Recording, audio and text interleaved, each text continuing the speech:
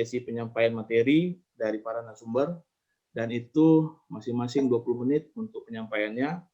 Yang kedua adalah sesi diskusi tanya-jawab, dan yang ketiga adalah sesi penutupan.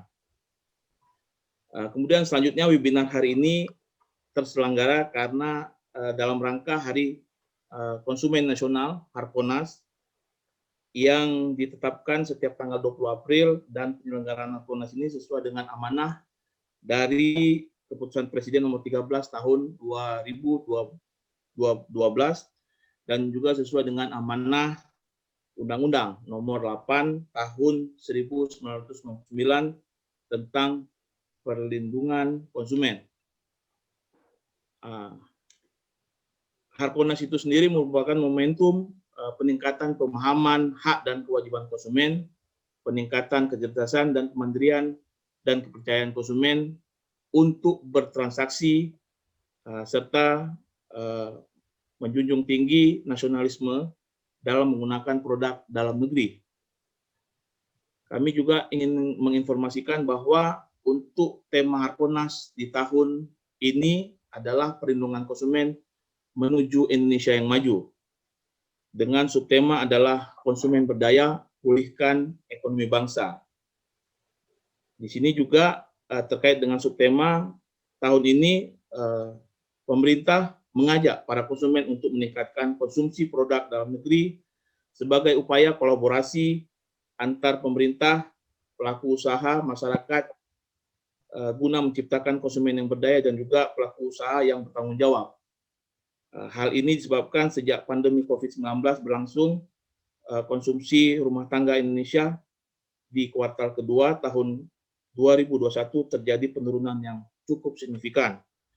Kiranya upaya untuk menumbuhkan kembali ekonomi Indonesia adalah dengan meningkatkan konsumsi produk dalam negeri. Untuk itu kiranya perlu kita mendiskusikan hal-hal mengenai pemulihan ekonomi yang berkaitan dengan pemberdayaan konsumen. Untuk itu telah hadir bersama kita 4 narasumber. Yang pertama, Bapak Kadis Perindustrian dan Perdagangan Provinsi Aceh, Bapak Insinyur Muhammad Tanwir, MM. Selamat bergabung, Pak. Terima kasih. Ya. Selanjutnya, yang kedua adalah Bapak Dr. Temeldi Kusuma. Beliau merupakan dosen Fakultas Ekonomi dan Bisnis Universitas Yahkuala dan juga merupakan anggota tim survei Indeks Kebudayaan Konsumen Disperindak Aceh. Selamat bergabung, Pak. Terima kasih. Assalamualaikum. Waalaikumsalam warahmatullahi wabarakatuh. Kemudian yang ketiga adalah narasumber kita, Ibu Fahmiwati, SEMSI. Beliau adalah Kepala YAPK Aceh. Selamat bergabung, Bu. Sehat, Bu, ya? Iya, alhamdulillah sehat dan terima kasih. Ya, sama-sama, Bu. Kemudian yang terakhir adalah PLT Kepala BP POM Banda Aceh, Ibu Desi Arianti, SSI. Sehat, Bu, ya? Alhamdulillah, Bu. Ibu Desi, ya, selamat bergabung, Bu. Ya, terima kasih, Pak. Assalamualaikum warahmatullahi wabarakatuh. Alhamdulillah. Terima kasih kami ucapkan kepada Bapak Ibu narasumber yang telah bergabung di kegiatan webinar pada hari yang berbahagia ini. Dalam penyampaian materi ini, kesempatan pertama kami berikan langsung kepada Bapak Kadis Insinyur Tanwir MM untuk menyampaikan materinya. Namun sebelumnya kami ingin membacakan biodata beliau. Nama Insinyur Muhammad Tanwir MM. Beliau sekarang sebagai Kepala Dinas Perindustrian dan Perdagangan Aceh. Alamat kantor Jalan Pocut Baren nomor 11. Alamat rumah beliau Jalan Pari, Lamprit. Kemudian judul materi pada hari ini yang beliau sampaikan adalah terkait dengan konsumen cerdas di era digital. Untuk selanjutnya kami mempersilahkan kepada narasumber kita Bapak Insinyur Tanwir untuk menyampaikan materinya, Pak. Silakan, Pak. Baik, terima kasih. Ya, Pak. Sudah bisa diinstruksikan enggak? Baik, Assalamualaikum warahmatullahi wabarakatuh. Waalaikumsalam warahmatullahi wabarakatuh. Waalaikumsalam warahmatullahi wabarakatuh. Waalaikumsalam warahmatullahi. Baik, pada kesempatan ini saya akan langsung saja dengan materi yang sudah diberikan kepada kami, yaitu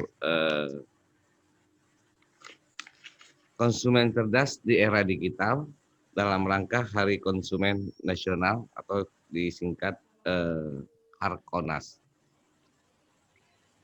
Hari Konsumen Nasional atau disingkat dengan Harkonas adalah momentum spesial di mana konsumen memperjuangkan hak-haknya sebagai konsumen itu sendiri. Peringatan Hari Konsumen Nasional bertujuan agar semakin banyak pihak yang termotivasi membangun konsumen yang cerdas dan pelaku usaha yang semakin memiliki etika dalam usahanya. Hari Konsumen Nasional ditetapkan dalam keputusan Presiden nomor 13 tahun 2012 dengan mengacu kepada Undang-Undang nomor 8 tahun 1999 tentang pelindungan konsumen. Negara berperan penting dalam hal pemberdayaan konsumen karena pihak konsumen sering menjadi pihak yang lemah yang tidak mampu memperjuangkan kepentingannya.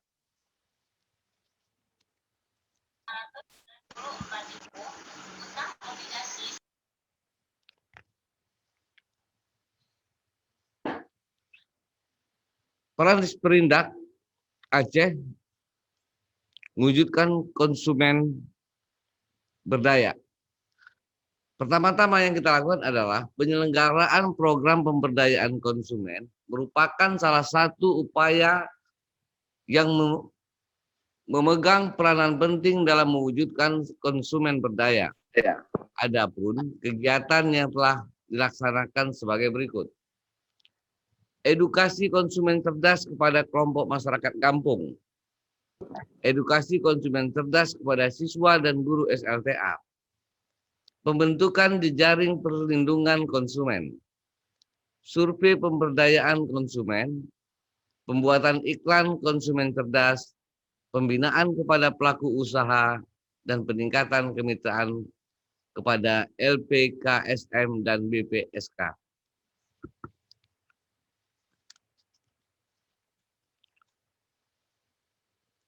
Yang kedua adalah program pengawasan barang beredar dan jasa adalah kegiatan yang memastikan dan menjamin barang-barang atau produk-produk yang beredar di pasar telah memiliki kesesuaian dalam standar maupun label kegiatan yang telah dilakukan, yaitu pengawasan pemantauan barang berstandar wajib SNI di 23 kabupaten kota.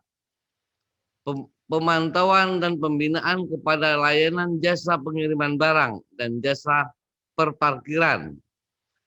Adapun pengawasan dan pemantauan tersebut dilakukan oleh PPBJ secara berkala. Lanjut. Program pengawasan kegiatan perdagangan adalah kegiatan yang memastikan bahwa pelaku usaha patuh dalam menjalankan usahanya dan sesuai dengan izin yang dimilikinya. Adapun kegiatan yang telah dilakukan yaitu pengawasan izin toko modern, pengawasan gudang bahan pokok, pengawasan pupuk bersubsidi, pengawasan bahan berbahaya. Adapun pengawasan dan pemantauan tersebut dilakukan oleh PPTN secara berkala. Lanjut. Nah, konsumen cerdas di era digital merupakan cinta produk dan jasa dalam negeri. Eliminasi yang tidak ber-SNI.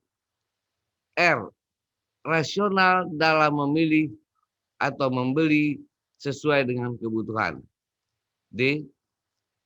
Datangi sumber ilmu untuk konsumen di Harkornas. A. Amati tanggal kadaluarsa dari barang-barang produk tersebut. S. Sadari hak dan kewajiban kita sebagai pembeli. Lanjut. Demikian, terima kasih kami ucapkan. Untuk selanjutnya kami kembalikan kepada moderator. Terima kasih.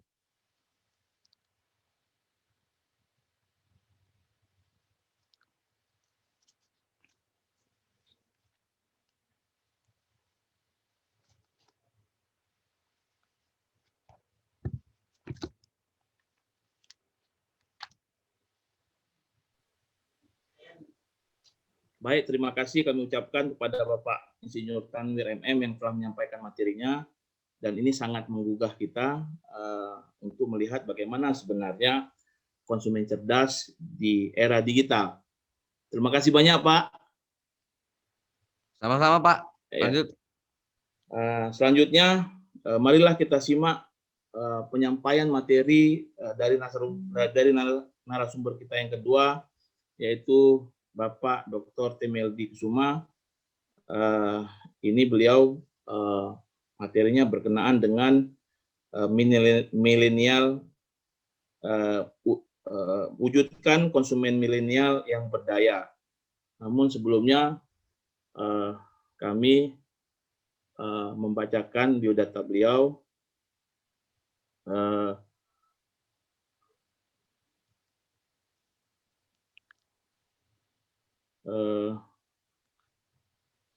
Nama Dr. Temeldi Kusuma, beliau concern di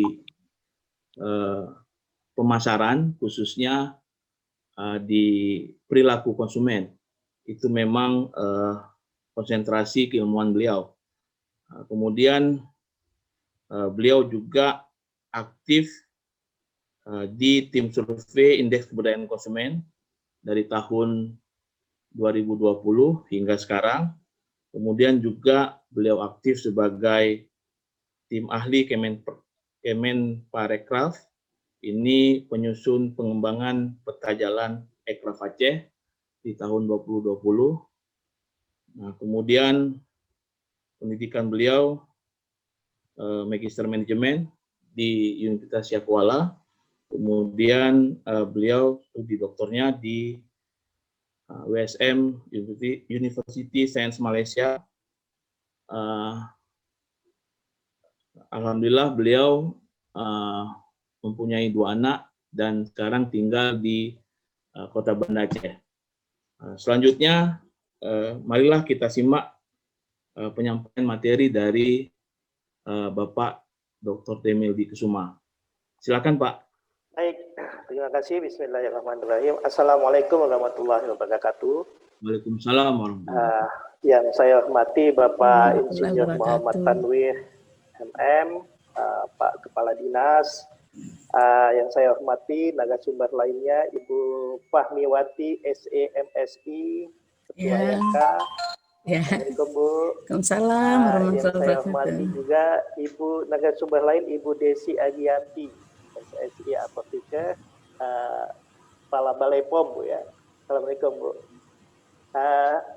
Dan yang saya banggakan Pak Muhammad Rida Siregar sebagai moderator pada hari ini, Bapak Ibu yang telah berhadir di media Zoom pada pagi ini, dan baik yang secara daring maupun luring yang mungkin berhadir di kantor ataupun dinas Pergindak Aceh.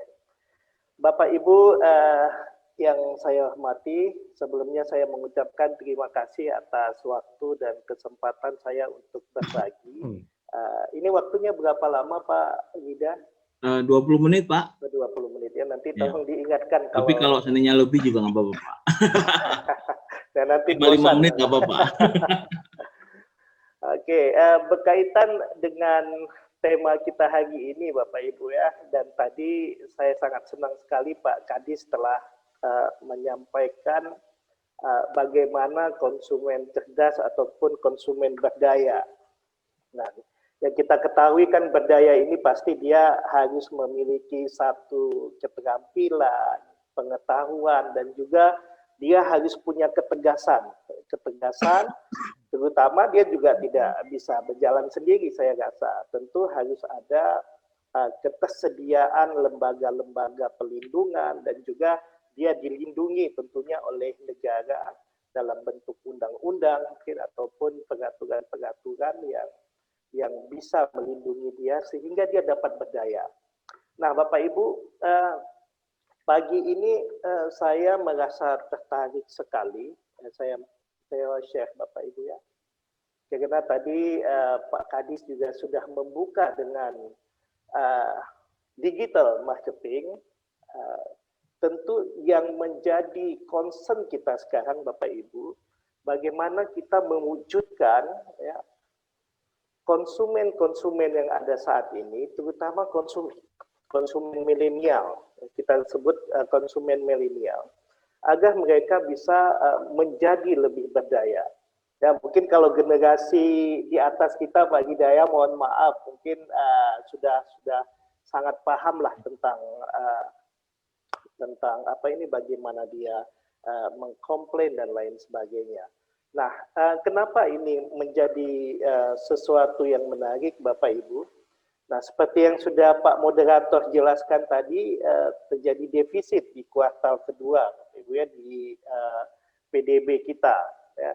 Nah, jadi kenapa kita harus melihat dari PDB ini, kan ini merupakan salah satu faktor untuk melihat sebuah produksi barang dan jasa, terutama di satu negara dalam kurun waktu tertentu, sehingga dia bisa mengukur perkembangan ekonomi di suatu negara. Nah, apa yang terjadi dari 270 juta penduduk Indonesia, ya, behavior semuanya sebagai konsumen. Kalau kita lihat selama ini kan karakter kita itu sebagai bangsa orang Timur kan lebih banyak menerima, lebih banyak kalau ada masalah yang sudahlah, ya, kalau misalnya busuk misalnya, ya sudahlah, mudah-mudahan ke depan kita tidak terulang lagi membeli barang ini, kan lebih karakter kita banyak seperti itu, jadi lebih banyak menerima. Nah, yang ada saat ini ya, dengan meningkatnya konsumsi masyarakat sebanyak 59% ini, tentu ini akan mempengaruhi ekonomi kita. Nah, karena terutama dari daya beli, ya, dari daya beli yang bisa mempengaruhi meningkatnya gerakan ataupun terjadinya suatu empowerment, ya, terjadi suatu empowerment, terutama bagaimana kita bisa membeli lebih banyak sehingga ekonomi juga bisa aktif. Nah, oleh sebab itu seperti yang kita dengar beberapa hari lalu, Pak Presiden, Pak Jokowi, salah satu tujuan untuk memberikan banyak insentif, terutama dengan adanya THR dan gaji 13, ini semuanya untuk meningkatkan konsumsi masyarakat. Jadi ekonomi itu bisa giat, bisa berjalan dengan baik. Nah, ini yang menjadi menarik, Bapak Ibu. Di dalam kondisi pandemi yang cukup masih menyita pikiran dan semua energi kita, tentu investasi juga sangat terbatas, sehingga konsumsi ini harus menjadi salah satu cara untuk kita meningkatkan perekonomian, terutama daya beli masyarakat di pasar. Nah, pagi ini saya coba mau melihat kenapa saya harus berbicara konsumen milenial. Nah, kalau kita bicara konsumen milenial, Bapak Ibu, ini kan generasi Gen Y dan Gen Z 1980 sampai 2010. Nah, sekarang di Indonesia ini adalah, ya, kalau kita lihat dari tahun lahirnya, ini adalah usia produktif, ya, rata-rata 15 sampai 35 tahun. Nah, juga di Indonesia ini mencapai 50 sampai 60%. Nanti kita akan melihat data Bapak Ibu ya. Nah, generasi yang lahir di tahun ini, ya, di antara rentang waktu ini atau Gen Y dan Gen Z ini, mereka lebih paham dunia digital karena lahirnya sudah dengan digital dan mereka adalah pengguna media sosial yang terbesar. Ya, nanti saya ada data-data ini dan nanti kita akan beralih kenapa saya harus berbicara ini. Nah, sehingga banyak konsumen-konsumen milenial yang berbelanja, konsumen-konsumen digital, ya, mereka lebih banyak dalam wujud blogger, ya, dalam wujud blogger, citizen journalist, ataupun vlog, ya, mulai bermunculan satu persatu, terutama di dalam mereka memberikan testimoni, memberikan pemahaman, ataupun sharing terhadap produk yang mereka beli. Munculnya influencer dan lain sebagainya, ya, yang mengiklankan langsung di media-media sosial. Nah, dari data BPS, Bapak Ibu, di Indonesia itu 53,81% itu adalah Gen Y dan Gen Z yang kita bicarakan tadi, atau generasi milenial. Ya, dari jumlah total populasi 270 juta. Artinya, ya, generasi ini cukup banyak sekali dan lebih dari setengah penduduk Indonesia. Nah, kita beralih ke Aceh, Bapak Ibu. Ternyata di Aceh ya, juga lebih dari 50%. Ya, saya mengambil data untuk penduduk yang usia 35 tahun ke bawah itu hampir 3,2 juta di Aceh. Nah, artinya apa? Hampir setengah penduduk Aceh itu adalah generasi milenial sebenarnya. Yang selama ini kita mungkin tidak terlalu konsen melihat itu sebagai pasar. Ya, karena mungkin mereka sering melakukan transaksi secara online dan lain sebagainya. Nah, bahkan di Indonesia sendiri generasi Z ini, ya, atau generasi milenial ini mendominasi jumlah penduduk di Indonesia. Nah, kalau kita melihat lebih dalam lagi Bapak Ibu, ya, ini data dari Hotshot, dari WI Sosial. Dari 274 penduduk Indonesia, ternyata yang terkoneksi dengan telepon genggam atau mobile itu sebanyak 345 juta jiwa. Artinya melebihi jumlah populasi 125%. Nah, dengan mudah kita melihat di sini bahwa satu orang ya, bisa dia memiliki 1 sampai 3 handphone terkoneksi dengan mobile. Dan ini sangat tinggi sekali termasuk di dalam penggunaan internet. 73% dari total populasi di Indonesia dan pengguna media sosial aktif sebanyak 61,8%. Jadi tidak ada cara lain, ya, kita harus dekat-dekat dengan generasi ini karena sebahagian besar mereka adalah pengguna teknologi, ya, teknologi digital yang ada saat ini. Nah, ini adalah rentang umur, Bapak Ibu, rentang umur dari populasi Indonesia. Kita lihat dari rentang umur ini adalah populasi 13 ke atas dan 18 tahun ke atas. Rata-rata lebih dari 50%. Lebih dari 50% yang mendominasi dari semua penduduk di Indonesia. Nah, semua data digital ini terekod Bapak Ibu, dan mudah sekali untuk dijadikan sebagai data. Nah, kita lihat di sini spend masyarakat Indonesia, karena ini khusus di Indonesia, menghabiskan waktunya untuk internet. Rata-rata 8 jam 52 menit dalam per hari. kita lihat di sini Bapak Ibu. Saya karena waktu sangat terbatas, mungkin saya tidak akan menjelaskan satu persatu, tapi yang mungkin berkaitan dengan pertemuan kita pada hari ini. Dan pengguna media sosial sendiri kita lihat mereka menghabiskan waktu lebih dari 3 jam dalam satu hari, 3 jam 14 menit. Nah, jadi ini merupakan keseharian mereka di dalam mereka berinteraksi terutama dengan menggunakan jaringan internet. Nah, Bapak Ibu, saya kira ini tidak usah saya jelaskan secara detail bagaimana mereka menggunakan mobile phone di dalam kegiatan mereka sehari-hari. Nah, ini media sosial, 61,8% orang Indonesia menggunakan media sosial, atau 170 juta orang Indonesia pure mereka ada di dalam semua media sosial yang ada. Nah, kalau di sini kita lihat Bapak Ibu, ini data Januari 2021, jadi sangat bagus sekali untuk tahun 2020, dari Januari sampai Desember 2020. Dan semuanya tercatat. Kita ingat pandemi di bulan 3 tahun 2020 sudah terjadi, dan tentu peningkatan platform-platform media digital sangat tinggi. Nah, kita lihat penggunaan media sosial sendiri Bapak Ibu, untuk orang Indonesia itu yang paling banyak diakses adalah YouTube, WhatsApp, Instagram, dan Facebook.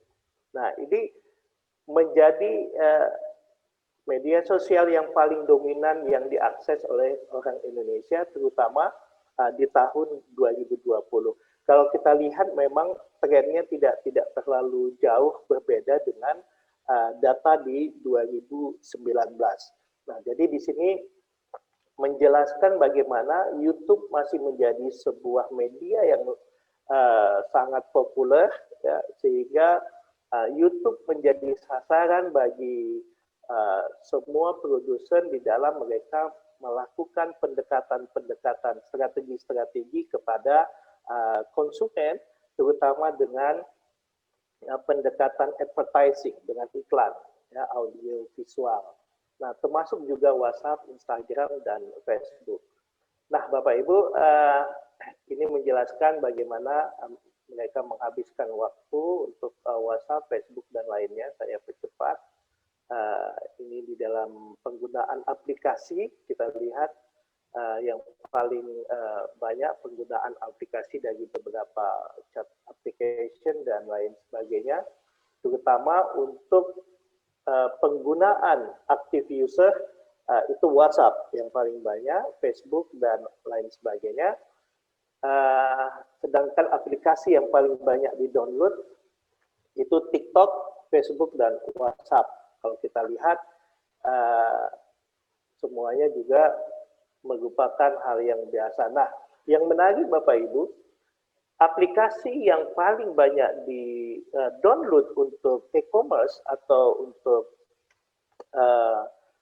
platform marketing adalah ini adalah Shopee. Shopee setelah Instagram dan WhatsApp. Jadi kita bisa mengambil sebuah kesimpulan, banyak sekali Shopee menjadi pilihan bagi konsumen kita untuk melakukan transaksi-transaksi di sana. Nah, Bapak Ibu, dari sisi finansial kita lihat, sebahagian besar memang banyak konsumen kita melakukan pembayaran dengan menggunakan account finansial. Ya, karena kredit card sudah mulai ditinggalkan.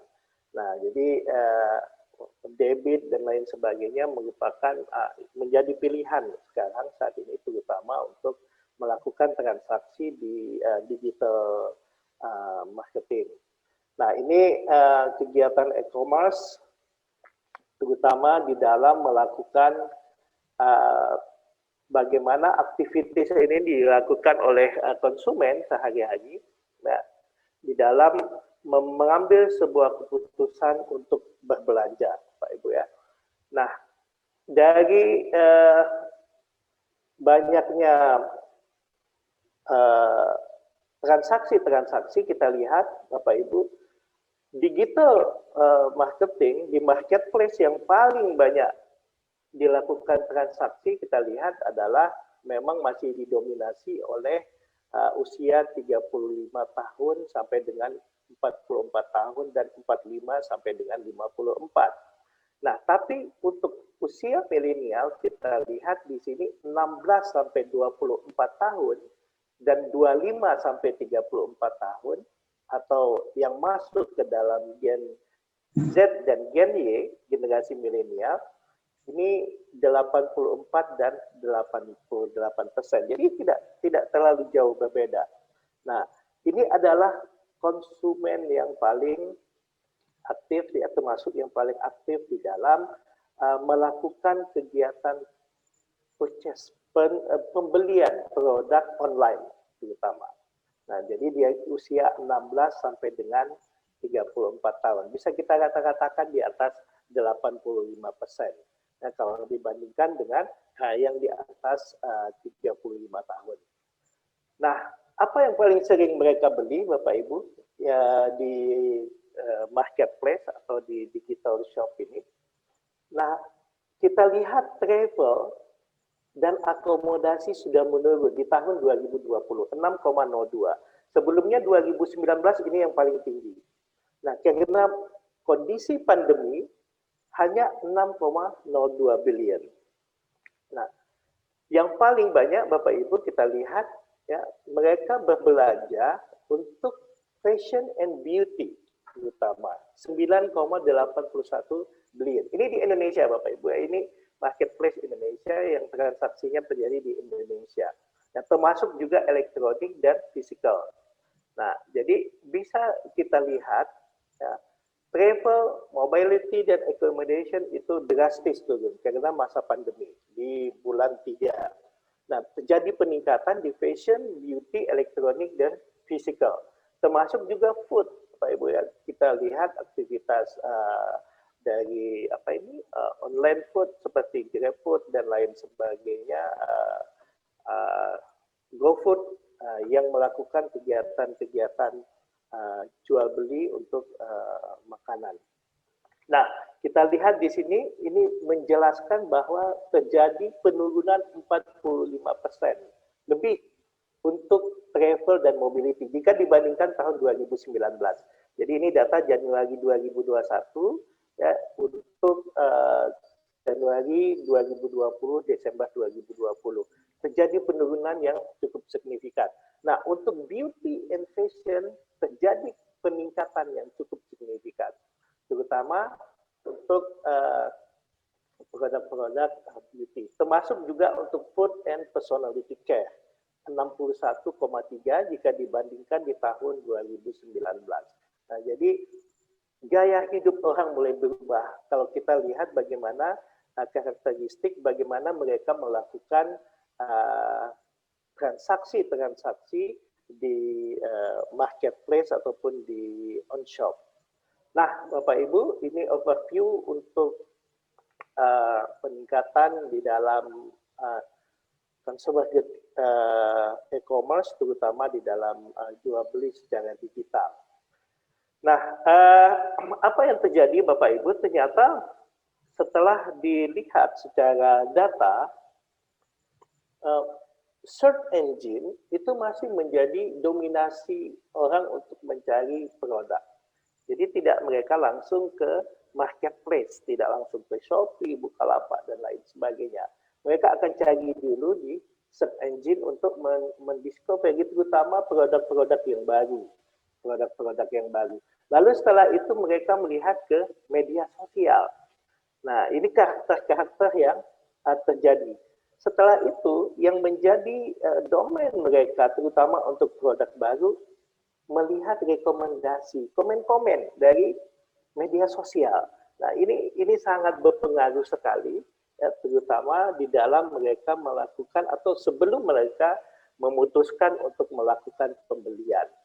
Nah, ini juga untuk produk-produk yang sudah ada, ya, yang mereka akan beli, mereka juga biasa mencari di search engine, bisa Google dan lain sebagainya. di social network, dan customer review. Jadi sangat penting sekali mereka melihat dari sisi customer review, komen-komen sebelumnya, testimoni-testimoni. Nah, Bapak Ibu, kalau kita lihat dari data lagi, di kuartal keempat tahun 2020, artinya di akhir tahun 2020, Desember, ternyata Shopee mendominasi untuk marketplace ya, atau toko online. Toko online menjadi pilihan yang paling utama. Nah, kalau kita lihat di sini data terbaru ini, pengunjung web bulanan saja sampai 129 juta per bulan, Bapak Ibu, bukan per tahun. Per bulan 129 juta. Nah, kita lihat banyak juga ya mereka mention dari Twitter, dari Instagram, Facebook. Yang kedua Tokopedia, Topet, dan Bukalapak dan lain sebagainya yang menjadi pilihan konsumen. Jadi Shopee masih menjadi pilihan utama bagi konsumen milenial, terutama konsumen di Indonesia. Ya, sehingga Shopee mengeluarkan banyak program-program yang bisa mendekatkan dia dengan konsumen, ya, termasuk gamifikasi, Bapak ya, seperti goyang Shopee dan lain sebagainya. Nah, itu strategi-strategi yang digunakan oleh marketplace tersebut untuk meraup konsumen lebih banyak. Nah, apa yang kita lihat di sini Bapak Ibu, dari penelitian yang banyak dilakukan, ya, ternyata ya, perilaku konsumen milenial ini memang unik Bapak Ibu ya. Karena ini memang orang-orang yang terlahir dengan teknologi ya. Mungkin kalau sebelumnya terlahir belum dengan teknologi yang mumpuni. Nah, sebagian besar konsumen milenial ini mereka mencari rasa nyaman. Ya, jadi bagaimana mereka bisa melakukan transaksi sebagai ekspresi dari identitas diri, kata-kata. Nah, jadi kadang-kadang mereka bertransaksi ini bisa saja ya berdasarkan sesuatu yang tidak hanya untuk memenuhi kebutuhan mereka, tapi juga kadang-kadang karena emosional, ya, ingin dilihat, ingin diakui, dan lain sebagainya. Ya, termasuk mereka concern dengan misalnya program-program beli satu, one get one, dan lain sebagainya, terutama juga yang misalnya paket-paket sudah dapat nasi, dapat ayam, dapat minum, dan lain sebagainya. Mereka merasa lebih nyaman dengan pembelian yang dilakukan. Nah, ini yang dari penelitian yang dilakukan, ini perilaku yang saat ini ada di konsumen milenial. Yang kedua, mereka lebih mementingkan pengalaman, Bapak Ibu, kita lihat. Nah, apa yang mereka belanjakan, uang yang mereka keluarkan itu, mereka ingin memperkaya pengalaman mereka. Nah, bisa saja mereka bersedia bayar lebih mahal, ya, atau melakukan sesuatu. Jadi experiential marketing, sesuatu yang bisa memberi pengalaman, kesempatan bertransaksi, ya, mereka bisa tahu tentang brand lain, mereka bisa melakukan pertemuan secara virtual dengan sesama pencinta brand dan lain sebagainya. Jadi sebuah pengalaman yang mereka pentingkan. Lalu mereka suka berbagi pembelian. Jadi di media sosial mention, nanti mereka membuat testimoni, lalu juga misalnya mereka ingin pendapat mereka juga didengar. Bahkan brand-brand yang khusus itu secara khusus mereka bisa mention di media-media sosial mereka, disampaikan kepada pelanggan lain, ya. Jadi tidak perlu produser yang menyampaikan. Testimoni-testimoni itu dengan mudah disampaikan oleh si milenial ini setelah mereka merasakan manfaat dari sebuah pembelian atau sebuah produk. Lalu dari penelitian, perilaku konsumen milenial ini terbuka untuk merek baru sebahagian besar. Jadi mereka tidak keberatan untuk mencoba merek-merek baru, terutama untuk brand baru yang inovatif, yang sesuatu yang unik, ya. Sehingga memang loyalitasnya memang dipertanyakan, terutama sesuatu yang memang mereka butuhkan. Jadi sesuatu yang mereka bisa rasakan, ya, sesuatu yang baru, inovasi, sehingga mereka gampang sekali untuk berubah ke lain hati. Ya. Nah, lalu apa? Mereka sebagian besar lebih percaya terhadap pendapat orang lain, terutama yang dijadikan rujukan. Jadi muncullah influencer, orang-orang yang memberi komen atau testimoni terhadap sebuah produk. Nah, sehingga mereka mencoba percaya untuk mencoba sebuah produk, ya, dari sesuatu yang telah diulas oleh orang lain. Jadi ulasan konsumen lain atau konsumen yang pernah ada merasakannya, atau tempat-tempat yang dikunjungi, misalnya tempat wisata, tempat kuliner yang di-mention di Instagram, di Facebook, ini menjadi sesuatu yang bisa menjadi fenomenal bahkan, ya, seperti baru-baru ini di Bandung, Odading itu Bapak Ibu, ya, yang di pinggir jalan hanya di-mention di Instagram dengan Iron Man itu, ya, terasa ini langsung menjadi viral dan lain sebagainya. Jadi rujukan-rujukan ini yang menjadi sebuah perilaku yang unik memang dari konsumen milenial. Lalu mereka biasanya mencari sesuatu yang relevan, Bapak Ibu, ya, terutama mengapresiasi konten ataupun media sosial yang relevan, dari personalisasi sebuah iklan misalnya, dan lain sebagainya yang berhubungan dengan promosi. Nah, memang dari beberapa pendekatan ini Bapak Ibu, banyak sekali memang yang dilakukan oleh konsumen milenial ini yang memang sebenarnya unik untuk kita dalami lebih dalam. Oke, selanjutnya di dalam keilmuan kami sendiri Bapak Ibu, consumer behavior ini memang ada perubahan yang cukup signifikan, ya, terutama dulu kita mengenal ada teori AIDA, AISAS, AIMA, ada AIMA, AIDA dan lain sebagainya. Dan perkembangan sekarang bagaimana teori AISAS ini dikembangkan di Jepang Bapak Ibu, oleh orang Jepang, oleh Dentsu namanya. Mereka mengatakan bagaimana sebuah awareness state konsumen terutama, dia attention terhadap sebuah produk, perhatian terhadap sebuah produk, lalu dia masuk emosional di situ, interest, dia ingin, tetapi dia tidak langsung mengambil keputusan untuk membeli atau action seperti dulu. Dia akan searching dulu, yang mencari rekomendasi, mencari komen tadi, mencari testimoni, bagi dia melakukan action. Nah, action ini bisa saja dia melakukan pembelian atau tidak. Nah, yang uniknya lagi, setelah dia melakukan action, dia akan share, dia akan berbagi. Dia akan berbagi, baik itu di media sosial maupun yang lainnya. Nah, apa yang menjadi concern di sini Bapak Ibu, saya mungkin sedikit menawarkan bagaimana kita mungkin, terutama pemerintah, ini sedikit berpikir untuk mengedukasi konsumen milenial, terutama ini kan akan mereka kan generasi bangsa yang akan terus tumbuh, yang akan memberikan pengalamannya kepada generasi berikutnya, Bapak Ibu. Nah, oleh sebab itu mungkin di dalam mengedukasi konsumen milenial yang 50% yang ada di Indonesia dan 50% lebih di Aceh saat ini, ya, kita harus memberikan sedikit edukasi bahwa di dalam mencari sebuah toko ataupun marketplace itu adalah marketplace ataupun toko yang bisa terpercaya. Jadi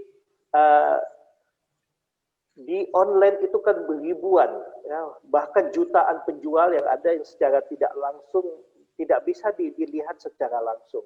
Nah, oleh sebab itu kita harus memberikan edukasi bahwa memilih toko ataupun toko yang sudah rekomendasi itu sangat penting, terutama yang direkomendasi oleh orang yang berbelanja sebelumnya, oleh keluarga, oleh teman, ya, sehingga mereka yang pernah mendapatkan pengalaman yang baik, pengalaman berbelanja ini bisa dijadikan sebagai ukuran untuk kita melakukan pembelian berikutnya.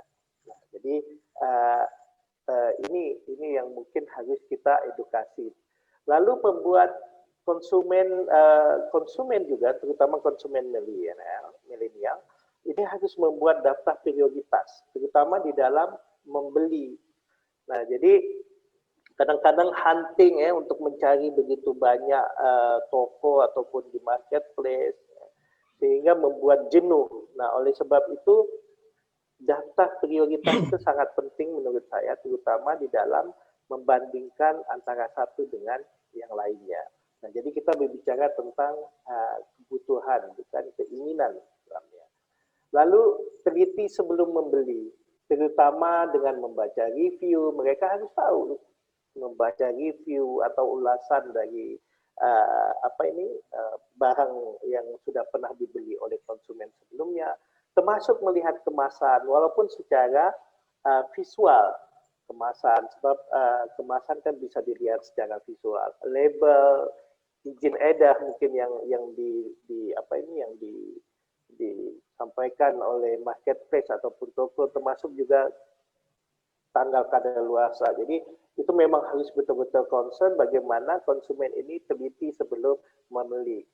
Lalu panduan penggunaan dan kartu garansi juga harus dipastikan, terutama di dalam menggunakan produk-produk elektronik, produk-produk kecantikan, produk kesehatan, ini harus jelas.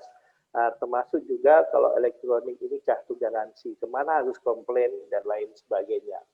Nah, lalu concern kepada kebutuhan, bukan keinginan, terutama di dalam melakukan pembelian. Jadi betul-betul barang yang dibeli adalah barang yang dibutuhkan.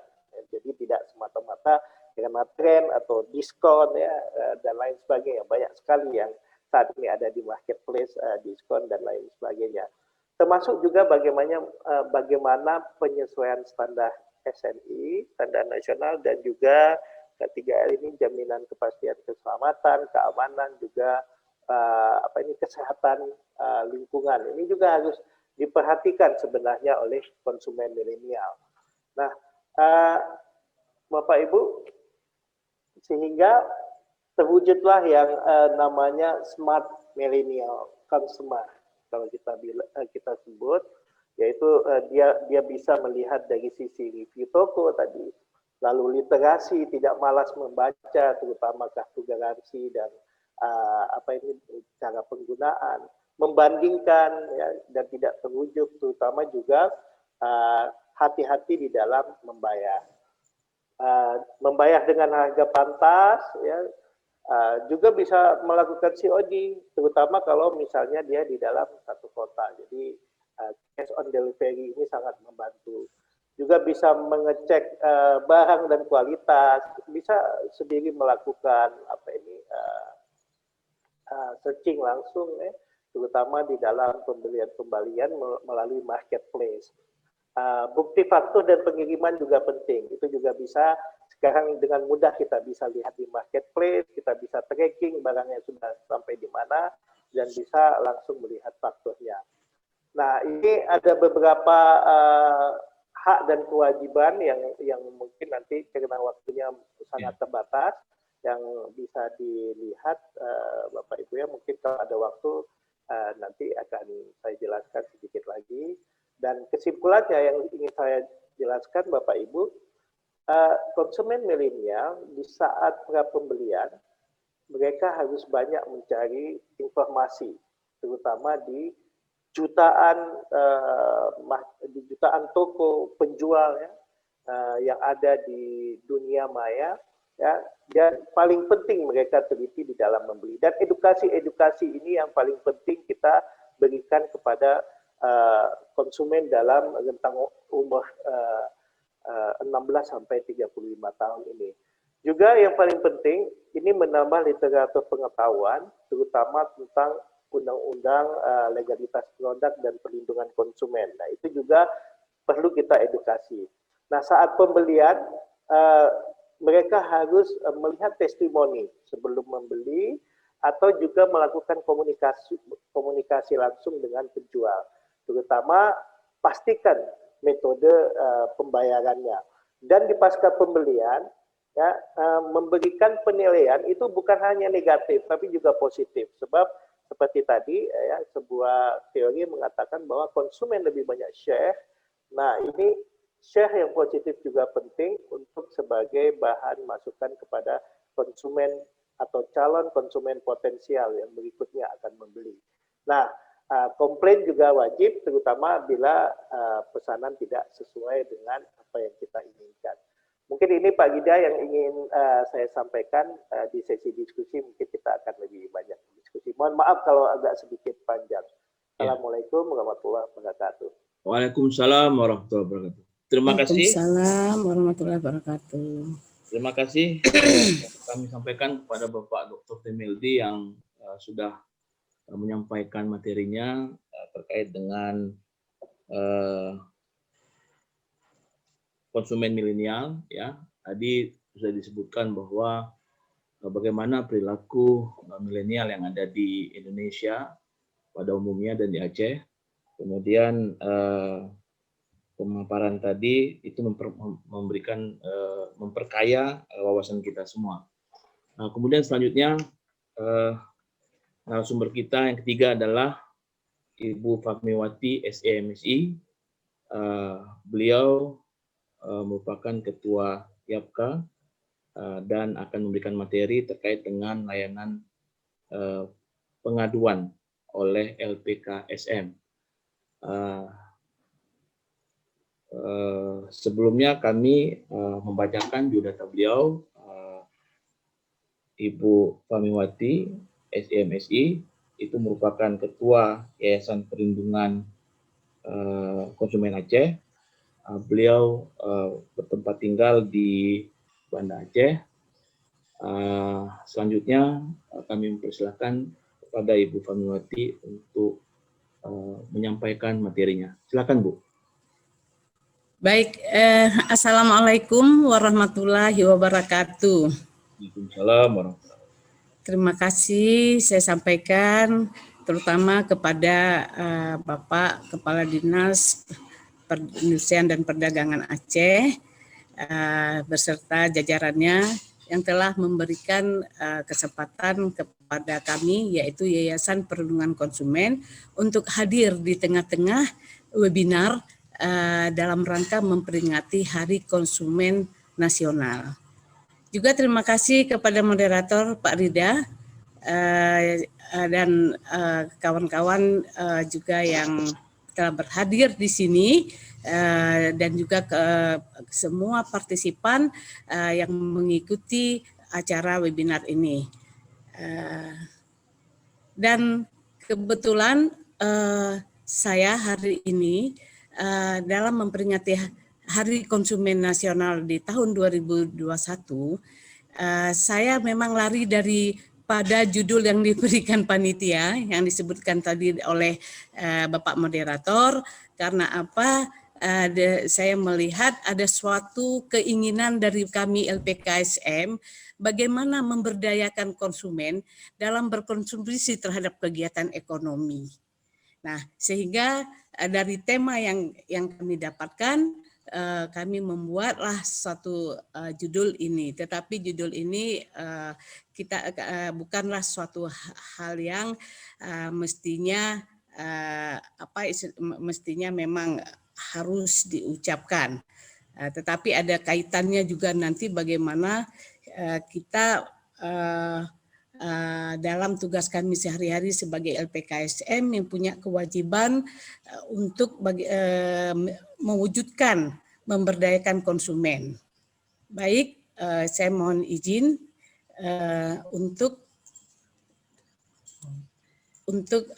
melihat slide. Ya, ini tentu sebuah latar belakang. Kami juga mengatakan bahwa perkembangan produk dalam negeri dan luar negeri perkembangannya itu relatif cepat. Dan artinya apa? Ini adalah suatu tantangan yang merupakan untuk tercapainya terwujudnya konsumen yang terlindungi. Nah, setelah itu juga ada pasar global. Dan ini juga merupakan salah satu faktor yang menjadikan suatu latar belakang bagaimana terwujudnya perlindungan konsumen itu. Nah, setelah itu juga sistem pemasaran. Ya, kalau sudah masuk pasar tentu ada hasil daripada produsen dan tentu produsen juga mengharapkan ada pembeli, tentu pembelinya itu adalah konsumen.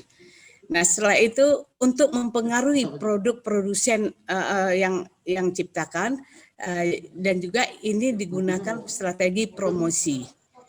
Dan dalam hal lain kita juga memasukkan kepada dalam menentukan suatu produk yaitu ada negosiasi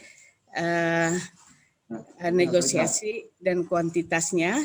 Dan setelah dilakukan satu negosiasi, beralih kepada kesepakatan membeli atau tidak membeli. Kalau jika membeli tentu ada pembayaran dan juga setelah itu ada eksekusi. Nah, ini hanya merupakan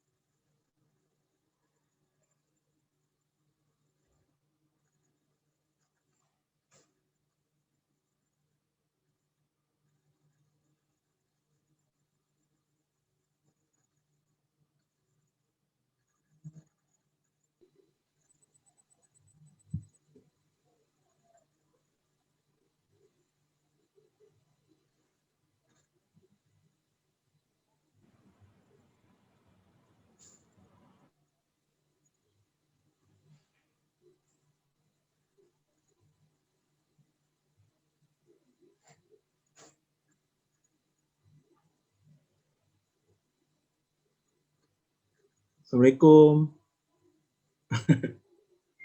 Ibu Fahmi. Sinyal ya Pak ya?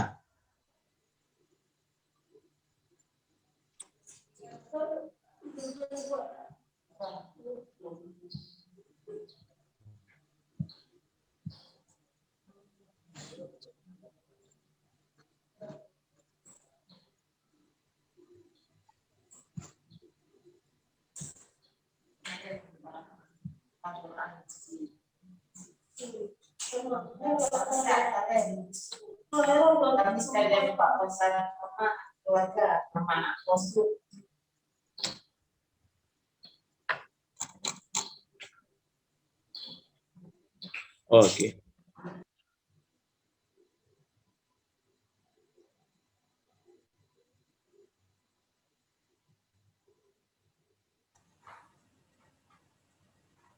kesalahan teknis, jadi saya harus, ini kan lift tadi, Itulah yang tersenggol pengertian lift, maklum sudah manula kok tadi milenial, kok saya sekarang sudah manula.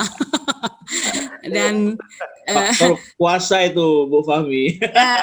jadi itulah, jadi ini kan saya kembali kepada makalah. gimana Ibu PowerPoint-nya? Ibu buka PowerPoint-nya dulu. Oh ya, oke. Dah, mana? Sebelah sini, coba tekan. Mana? Nih ya, mana Bahar Kornas tuh. Ya tuh lah. Ya. Jangan dulu. Bukan semua dulu. Buka agak mana? Bukan jangan dulu.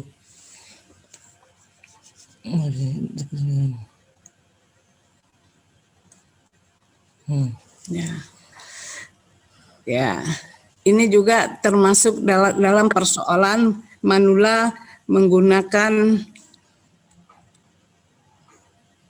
ini buat tekan ya. Dua nih ya, biar simpel lah. Tekan dulu. Ya. Saya tekan. Tekan terus. Udah. Mau tuh. Oh ini dia. Ya, ini berarti. Oke. Maaf, Keluarin bentar. keluarin apa? Jangan dikali ya. Kecilin udah. Cek. Aduh, Apit.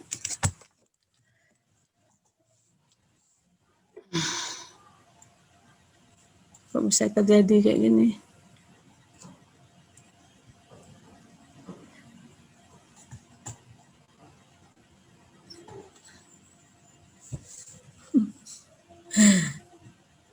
Kecilin dulu.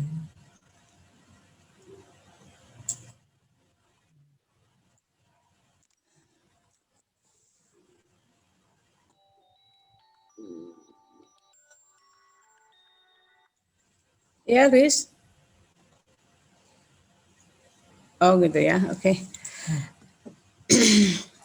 Ya, mungkin ada kesalahan teknis ketika saya mempresentasikan bahan. Tentu kalau berbicara tentang Hari Konsumen Nasional, kami sangat tertarik kepada bagaimana setiap saatnya adanya terjadi perubahan-perubahan terhadap konsumen itu sendiri. Di sini kami melihat bagaimana konsumen bisa berdaya, bagaimana konsumen bisa terlibat di dalam kegiatan perekonomian yang semakin dikatakan juga semakin maju berkembang, ada secara digital dan juga secara tetap masih kepada pembelanjaan di pertokoan. Dalam hal ini kami juga sering temukan beberapa pengaduan yang diberikan oleh konsumen. Tentu juga konsumen itu tentu yang sudah juga berdaya. Konsumen itu sudah berdaya, artinya kalau dikatakan konsumen berdaya, tentu adalah berdaya dalam pemahaman dan juga mengimplementasikan perlindungan konsumen. Tanpa konsumen itu mengimplementasikan apa yang dia tahu tentang bagaimana hak-hak dan kewajiban yang dia miliki, itu juga kita katakan dia belum berdaya. Mungkin yang mempunyai data keberdayaan daripada konsumen itu sendiri mungkin tadi sudah dijelaskan secara gamblang oleh Bapak Melji, dan itu merupakan sesuatu hal yang memang harus diinformasikan, dipublish sehingga kita tahu, terutama pemerintah juga tahu sejauh mana sudah tingkat keberdayaan konsumen yang ada di Aceh. Nah, dalam hal ini sebenarnya pemerintah sudah memberikan kita yaitu suatu undang-undang, yaitu Undang-Undang Nomor 8 Tahun 1999. Nah, di situ menekankan bahwa pemberian perlindungan kepada konsumen, ada beberapa hak yang diberikan selain kewajiban yang diberikan oleh konsumen itu sendiri. Namun ketika di lain pihak juga dalam undang-undang tersebut juga melibatkan atau keterlibatan terhadap kepada pelaku usaha. Nah, pelaku usaha itu juga diberikan hak ketika cara jual dia dipolitisir dan dimanipulasi, maka dia berhak mempunyai hak bicara. Nah, juga kapan si pelaku usaha itu harus melakukan kewajibannya. Nah, itu juga dijelaskan, diterangkan oleh Undang-Undang Nomor 8 ini tadi. Selain itu, yang terjadi di dalam setiap tahun demi tahun dalam kehadiran kami, yaitu Yayasan Perlindungan Konsumen, ada beberapa keluhan atau pengaduan yang diberikan oleh konsumen.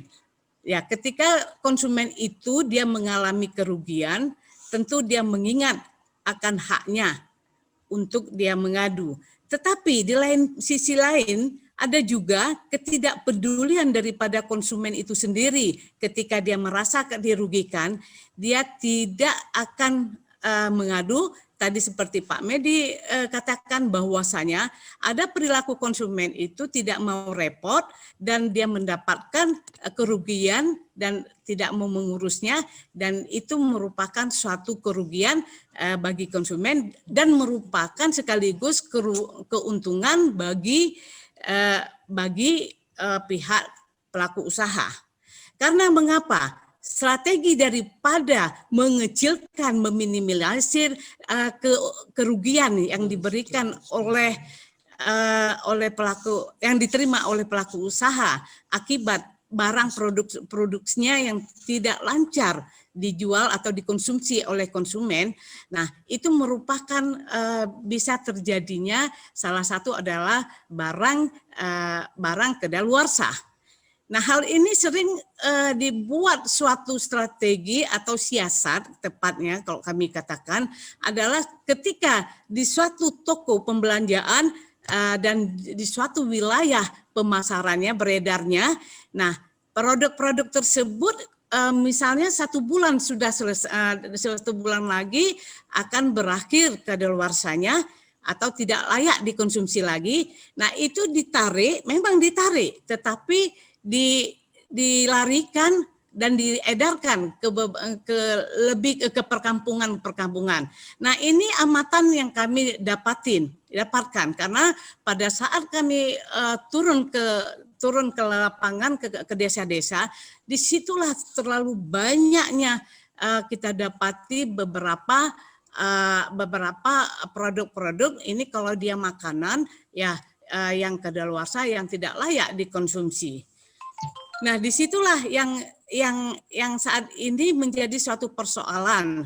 Nah, selain itu, si konsumen di perdesaan juga masih relatif rendah pengetahuannya terhadap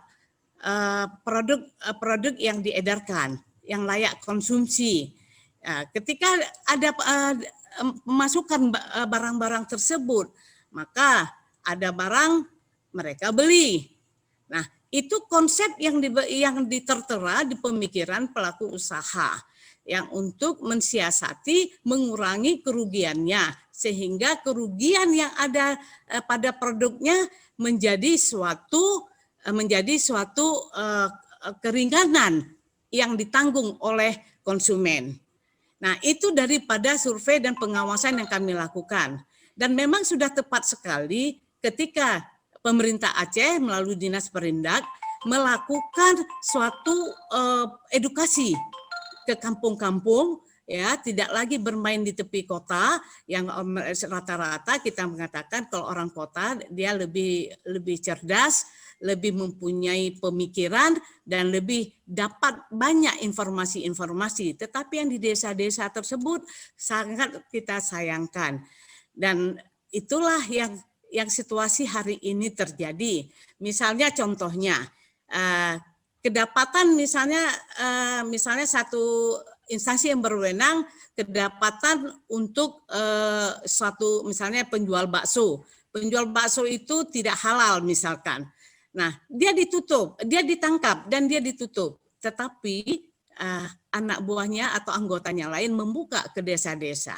Nah, ini hanya sekedar saya mengatakan kecurigaan saya karena memang tugas kami harus curiga-curiga. Tidak ada sesuatu yang harus kami terima apa adanya. Nah, mungkin ini nanti bisa diteruskan oleh pihak yang berwenang untuk melakukan pengawasan. Yang di lain pihak, ada beberapa pengaduan yang selalu konsumen itu mengadu ke Yapka, yaitu misalkan PDAM.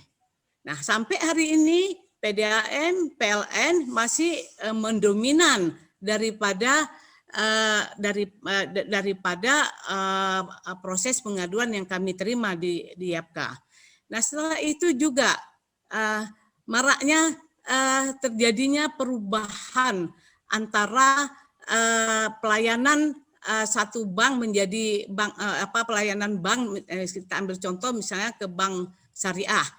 Nah, banyak beberapa konsumen itu, nasabah itu mengadu ke lembaga konsumen yang mengatakan bahwa ketika dia mengambil uang di bank melalui ATM, dia tidak bisa melakukannya.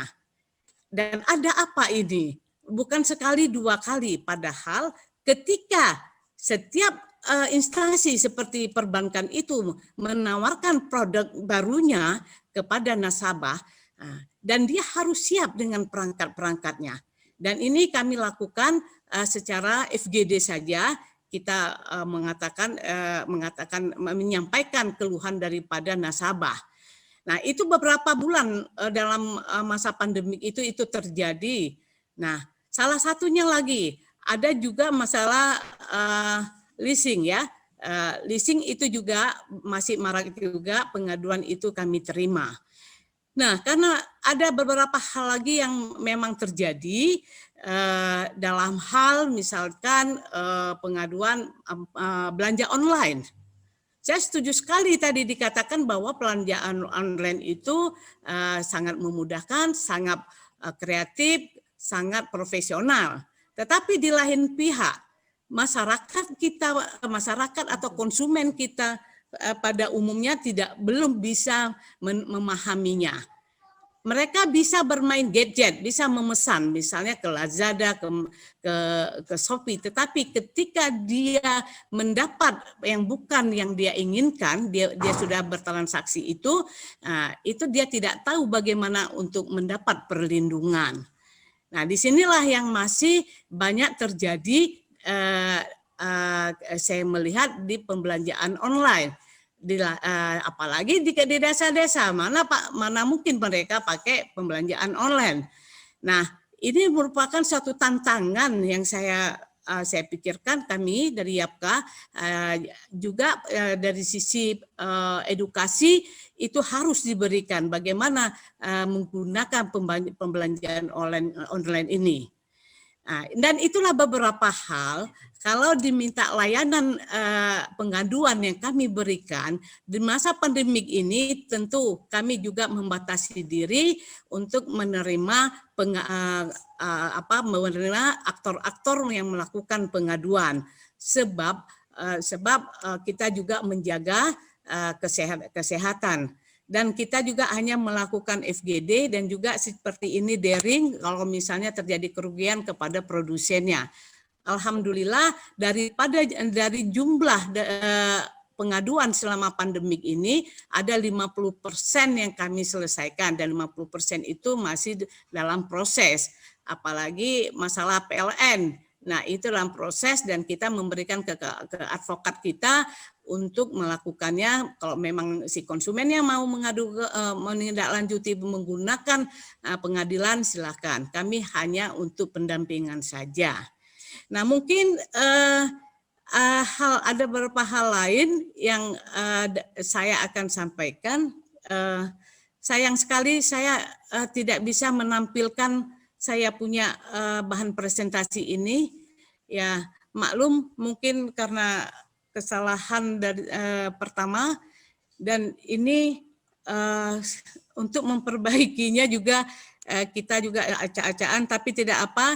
Yang penting bagi kami Yayasan Perlindungan Konsumen ini sangat berharap sekali dengan kegiatan-kegiatan program-program pemerintah yang lakukan, yang tujuannya adalah bagaimana memberdayakan konsumen dan bagaimana konsumen itu bermartabat, ya, bermartabat. Berilah kemartabatan konsumen itu, tidak hanya diberdayakan saja. Karena apa? Tanpa konsumen maka ekonomi akan juga tidak jalan. Karena apa?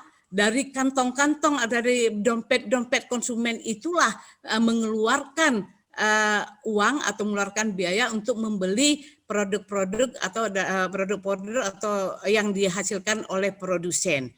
Nah, kami menegaskan mengapa dimartabatkan, karena tidak selamanya konsumen itu adalah raja, tidak. Saat ini kita bisa buktikan bahwasanya konsumen itu tetap masih lemah. Nah, kapan dia lemah? Adalah ketika dia berdaya, berdaya, dia memahami undang-undang perlindungan konsumen, dan dia bisa mengimplementasikan apa itu perlindungan konsumen. Tentu ini perlu kita punya waktu untuk menggapainya. Nah, mungkin dalam Hari Konsumen Nasional inilah merupakan momentum yang paling tepat tahun 2021, karena apa? 2020 dan 2021 itu kita konsumen itu disuruh cooling down, berpikir melihat nanti mudah-mudahan 2022 kegiatan aktivitas dan pencapaian daripada terwujudnya perlindungan konsumen khususnya di daerah istimewa Aceh ini akan tercapai. Momentum itulah 2021 ini untuk melihat ke depan bagaimana tingkat keberdayaan konsumen itu lebih bertambah besar. Ya, dia bisa mengatakan dirinya, dia bisa membela dirinya ketika dia dirugikan.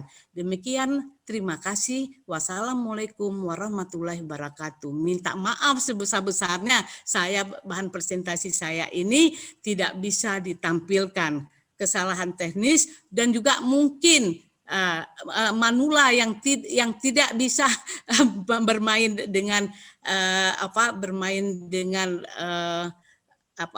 istilahnya dengan digital. Terima kasih Pak Moderator. Mohon maaf mungkin tidak mencapai tingkat kepuasan. Wassalamualaikum warahmatullahi wabarakatuh. Waalaikumsalam warahmatullahi wabarakatuh. Terima kasih kami sampaikan kepada Ibu Fahmiwati yang telah menyampaikan materinya. Banyak tadi kita dengarkan bagaimana sebenarnya kondisi yang dialami oleh para konsumen kita, baik sebelum dan sesudah, baik sebelum dan pada masa pandemi COVID-19 ini. Kemudian selanjutnya izinkan kami untuk memberikan kesempatan juga kepada narasumber kita yang keempat, yaitu Ibu Desi Arianti Ningsih, SSI, apoteker. Sebelumnya ingin kami bacakan dulu kurikulum vitae beliau. Beliau lahir di Asahan pada tanggal 17 Desember 1979. Kemudian beliau saat ini sebagai pelaksana tugas Kepala Balai Besar POM di Banda Aceh. Beliau tinggal di Ketapang, Aceh Besar. Riwayat pekerjaan beliau pada tahun 2006 sampai dengan 2010, beliau sebagai staf bidang pengujian mikrobiologi Balai Besar POM di Banda Aceh. 2010 sampai dengan 2014 sebagai staf bidang pemeriksaan dan penyidikan Balai Besar POM di Banda Aceh. Kemudian 2014 sampai dengan 2018 beliau sebagai kepala seksi penyidikan Balai Besar POM di Banda Aceh. 2018 hingga sekarang ini beliau sebagai kepala bidang penindakan Balai Besar POM di Banda Aceh. Kemudian pada tanggal 6 Juli 2020 hingga sekarang beliau sebagai pelaksana tugas Kepala Balai Besar POM di Banda Aceh. Selanjutnya kami mempersilahkan. Kemudian selanjutnya kami mempersilahkan kepada Ibu Desi Arianti untuk menyampaikan materinya. Silakan Bu.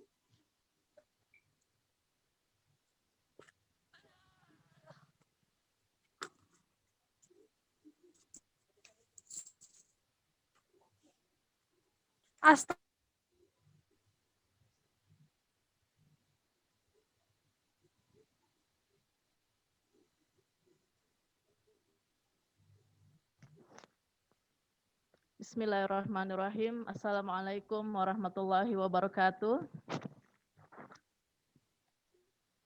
Yang saya hormati Bapak Kepala Disperindak Aceh, Bapak Insinyur Muhammad Tanwir, yang saya hormati Bapak Meldi Kesuma dan Ibu Fahmi, dan terima kasih kepada Bapak moderator yang telah memberikan kesempatan kepada saya.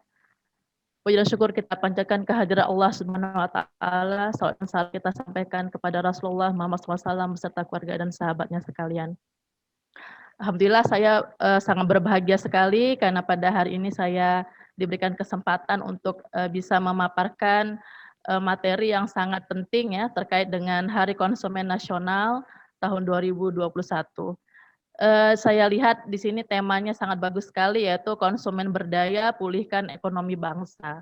Nah, untuk itu nanti saya akan memaparkan materi terkait bagaimana caranya konsumen cerdas dalam memilih produk obat dan makanan, juga sekaligus saya akan memberikan penjelasan sedikit, mungkin di antara peserta ada yang pelaku usaha, nanti saya akan memberikan materi tentang bagaimana caranya mengurus registrasi di Badan POM. Baik, ini agenda yang akan saya sampaikan, yaitu pendahuluan, kemudian regulasi pengawasan obat dan makanan tentang ceklik, aplikasi cek BPOM dan BPOM Mobile, kemudian registrasi produk pangan olahan, kosmetika, dan obat tradisional, dan penutup.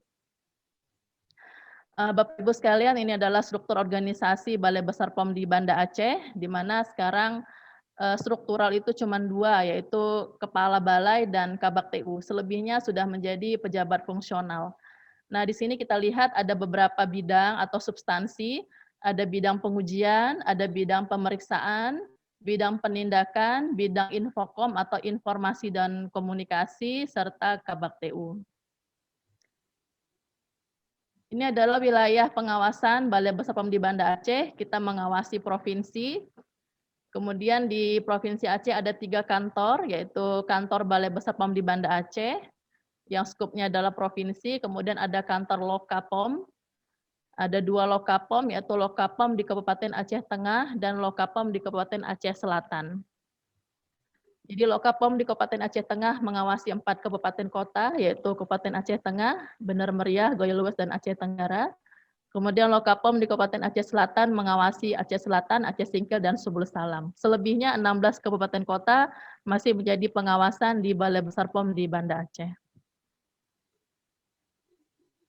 Bapak Ibu sekalian, ini adalah dasar hukum dalam pengawasan kami, yaitu Undang-Undang Nomor 36 Tahun 2009 tentang Kesehatan, kemudian Undang-Undang Nomor 18 Tahun 2012 tentang Pangan, Undang-Undang Nomor 8 Tahun 1999 tentang Perlindungan Konsumen, Peraturan Pemerintah tentang Label dan Iklan Pangan, Peraturan Pemerintah tentang Keamanan Mutu dan Gizi Pangan, kemudian Undang-Undang Nomor 23 Tahun 2014 tentang Kewenangan Pemerintah Pusat, Pemerintah Provinsi, dan Pemerintah Kabupaten Kota.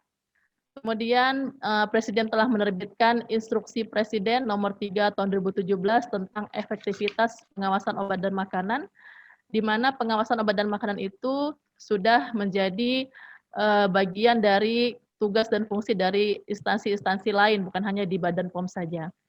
Kemudian Permendagri Nomor 41 Tahun 2018 tentang peningkatan koordinasi, pembinaan, dan pengawasan obat dan makanan di daerah. Bapak Ibu sekalian, di sini saya akan menunjukkan bahwa adanya pembagian kewenangan, terutama untuk pangan ya. Pangan bukan hanya di Badan POM, tetapi pangan itu ada berbagai macam jenis. Kita lihat di sini pangan segar hasil pertanian, di sini adalah kewenangan dari Kementerian Pertanian, kemudian pangan segar hasil perikanan, itu adalah kewenangan Kementerian Kelautan dan Perikanan, kemudian pengawasan bahan berbahaya di Kementerian Perdagangan, kemudian PIRT ya, pangan industri rumah tangga pangan itu di pemerintah kabupaten kota. Kemudian PEJAS atau pangan jajanan anak sekolah ini juga ada di pemerintah kabupaten kota, dalam hal ini adalah Dinas Kesehatan. Jadi tidak semua pangan itu menjadi kewenangan dari Badan POM, jadi ada pembagian-pembagiannya.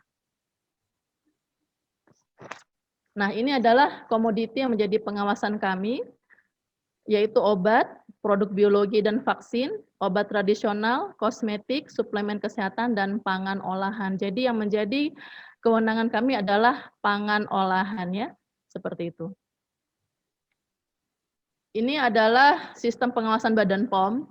pengawasan itu dimulai dari pre-market, yaitu sebelum produk itu beredar, kemudian pengawasan post-market setelah produk beredar. Ketika suatu produk menjalani proses registrasi, maka di situ kita akan melihat kelengkapan dari data administratif dan data teknis, kemudian produknya kita evaluasi dengan adanya hasil uji, kita lihat apakah produk tersebut memenuhi standar ataukah ada bahan berbahaya yang dilarang. Jika memang semuanya sudah memenuhi ketentuan, maka akan diterbitkan izin edar.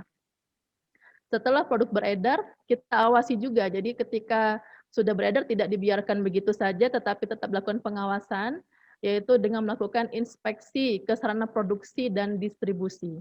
Jadi sifatnya inspeksi artinya dia mendadak, ya. Jadi tidak bilang-bilang langsung Balai POM sudah datang memeriksa, sehingga kita dapat memotret bagaimana realnya dia melakukan produksi dan distribusi produk. Kemudian ada monitoring label, kemudian sampling dan pengujian. Jadi laboratorium kita sudah terakreditasi, sudah kita punya akreditasi ISO 3 ya, ISO 17025 untuk pengujian, ISO 9001 untuk CMS, dan ISO SMK 3. Jadi kita sudah punya 3 ISO yang sudah terakreditasi. Jadi sampling dan pengujian kita lakukan sudah dapat sudah valid hasilnya. Kemudian ada pengawasan iklan dan promosi. Jadi iklan juga kita awasi. Kemudian tindak lanjutnya bisa sanksi administratif atau bisa juga sanksi pidana. Dalam hal ini yang perlu kita garis bawahi adalah pelaku usaha bertanggung jawab terhadap keamanan mutu dan manfaat atau khasiat produk. Jadi tanggung jawab itu ada di pelaku usaha. Nah, Bapak Ibu, ini adalah kegiatan yang kami lakukan sepanjang tahun yang dilakukan oleh seluruh unit pelaksana teknis Badan POM, baik balai, balai besar, dan Lokapom. Jadi kita lihat dari atas pemeriksaan sarana produksi, pemeriksaan sarana distribusi, sampling dan pengujian, pengawasan label, pengawasan iklan, dan penegakan hukum. Jadi pengawasan rutin kita lakukan sepanjang tahun. Kemudian jika ada kasus atau KLB itu juga kita lakukan sampling dan pengujian. Kemudian ada juga operasi-operasi penegakan hukum yang sifatnya khusus. Di sini ada operasi Opson, ini operasi internasional. Kalau Opson ini targetnya untuk pangan, kemudian ada operasi Pangea untuk penjualan online, kemudian ada operasi Storm untuk obat, dan Opgapnas atau operasi gabungan nasional. Jadi ini adalah kegiatan untuk penindakan. Kemudian ada lagi intensifikasi pengawasan, yaitu menjelang bulan Ramadan dan Idul Fitri. Jadi saat ini petugas Balai POM telah melakukan pengawasan mulai dari awal Ramadan sampai nanti menjelang Idul Fitri. Kita lakukan pengawasan terhadap sarana produksi pangan, sarana distribusi pangan, dan pangan jajanan buka puasa. Jadi kita lakukan pengujian apakah jajanan buka puasa tersebut aman ataukah mengandung bahan berbahaya atau tidak. Kemudian ada lagi intensifikasi pengawasan menjelang Natal dan Tahun Baru dan menjelang hari keagamaan lain. Jadi mungkin ini yang sering terlihat oleh masyarakat ya, karena ini diliput di media massa, tetapi yang rutin tetap kita lakukan. Jadi Balai POM bukan hanya bertugas di Ramadan saja, tapi sepanjang tahun kami tetap melakukan pengawasan. Kemudian jika memang sarana tadi tidak memenuhi ketentuan, maka kita akan berikan sanksi administratif, yaitu peringatan atau peringatan keras, atau penghentian sementara kegiatan, atau sanksi administratif lainnya, dan bisa juga diberikan sanksi hukum atau pro justisia. Untuk produknya juga kita bisa tarik produknya dari peredaran jika memang tidak memenuhi ketentuan, atau kita cabut izinnya, atau kita berikan sanksi hukum.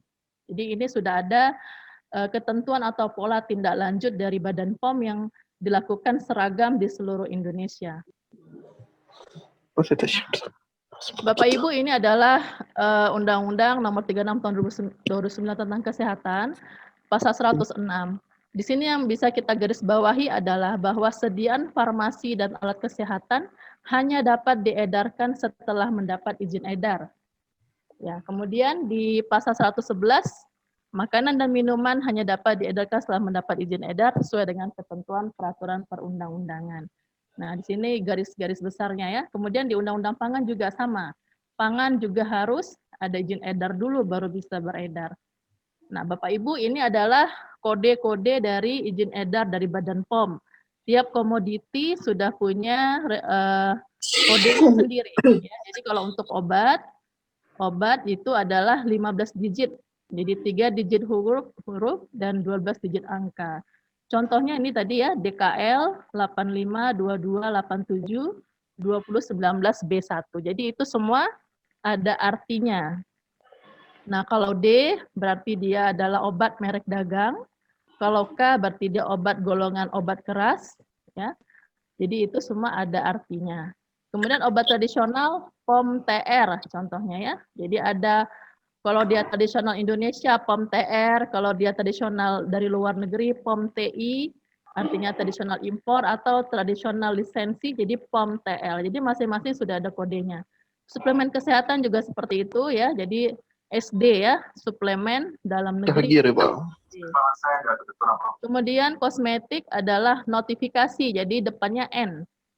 POM NA ya, jadi kodenya digitnya sudah ada 11 digit angka. Kemudian pangan BPOM MD. MD adalah makanan dalam negeri. Kalau dia pangan dari luar negeri atau impor, maka kodenya adalah BPOM ML. Kemudian PIRT ini adalah untuk industri rumah tangga pangan, ini yang diterbitkan oleh Dinas Kesehatan setempat. Jadi Bapak Ibu nanti jika ingin membeli suatu produk, silahkan dilihat dulu adakah izin edarnya yang tercantum di kemasannya, seperti yang saya paparkan ini ya. Kemudian bahan-bahan berbahaya yang sering kita jumpai, ini di kosmetik ya, pewarna, ini yang dilarang ada jingga K1, merah K3, merah K10, dan seterusnya. Pemutih, merkuri, hidrokinon, dan merkuri ini masih banyak kita jumpai, pemutih yang mengandung merkuri. Kemudian anti jerawat, asam retinoat, resorsinol, ini yang bahan yang dilarang ya. Pengawet, pelembab, ya dapat dilihat di sini. Nah ini contoh-contohnya yang sering ditambahkan itu di pemutih, lipstik, dan pemerah pipi. Nah ini yang sering banyak dijual di online ya, jadi remaja-remaja putri, ibu-ibu sering pakai produk ini karena cepat putihnya. Semakin cepat putih, semakin kita curiga bahwa di situ ada bahan berbahayanya. Nah memang ini sudah kita uji mengandung merkuri. Nah bagaimana cara melihatnya? Yang pertama pasti tidak ada izinnya. Nah tidak ada izin itu sudah satu indikasi bahwa produk kosmetik tersebut tidak melalui proses evaluasi di Badan POM, tidak kita jamin keamanannya, warnanya mengkilap, tidak tercampur rata, ya, bau menyengat, panas dan perih saat dipakai, kulit merah saat terkena sinar matahari, kulit tampak lebih pucat, kemudian ketergantungan, ya. Jadi kalau sudah tidak pakai maka akan muncul bintik-bintik kemerahan dan hitam. Nah, ini hasil operasi kita. Masih banyak kita jumpai kosmetik yang mengandung bahan berbahaya ataupun kosmetik yang tidak memiliki izin edar. Dengan berbagai modus ya, ini kita lihat yang di bawah ini dia sembunyikan di dalam tas. Dia jualan tas, kosmetiknya disembunyikan di dalam tas. Nah, seperti itu. Ini artinya si pelaku usaha tahu bahwa itu tidak boleh. Ini untuk obat tradisional yang sering ditambahkan bahan kimia obat. Jadi pada dasarnya obat tradisional itu adalah bahan-bahan alami, tidak boleh ada bahan kimia, tetapi supaya dia manjur, supaya dia cepat memberikan hasil, maka pelaku usaha menambahkan bahan kimia obat dan ini tidak boleh. Nah, misalnya di obat-obat kuat ditambahkan sildenafil sitrat, jamu pegelinu ditambahkan paracetamol, obat gatal ditambahkan CTM, pelangsing ada sibutramin, jamu gemuk dikasih dexamethasone, dan ini semua adalah bahan kimia obat keras yang memang harus dengan resep dokter, tetapi oleh pelaku usaha ditambahkan supaya lebih manjur ya, sehingga banyak pembelinya ya. Yang ini jangka panjang tentu akan merusak kesehatan kita. Nah, ini contoh-contoh obat tradisional yang mengandung bahan kimia obat ataupun tanpa izin edar. Nah, untuk pangan adalah kuncinya 3. Pangan yang aman adalah pangan bebas dari bahaya biologis, bebas dari bahaya kimia, dan bebas dari bahaya fisik. Nah, kalau bahaya biologis tadi harus bersih ya, supaya tidak tumbuh bakteri atau virus atau parasit di dalam makanan. Jadi tempat, lingkungan, orang, dan cara penyajiannya harus bersih. Bahaya fisik, misalnya makanan ada kerikilnya atau ada pakai stapler ya, makanya kita anjurkan pelaku pedagang itu jangan pakai stapler, tapi lebih bagus pakai karet atau pakai tusuk gigi ya, itu lebih aman daripada stapler karena stapler itu kecil ya, tidak kelihatan kalau masuk ke makanan. Kemudian bahaya kimia, ini bahan bakunya bisa saja ada residu pestisida, ada logam berat ya. Kemudian bahan tambahan pangan yang dilarang, kemudian bahan tambahan pangan yang berlebihan. Nah, ini yang kita selalu waspadai dari makanan. Nah, ini contoh bahan berbahaya, ini boraks atau bleng yang sering ditambahkan di kerupuk, yang sering kita jumpai di Aceh, cap serumpun ayam.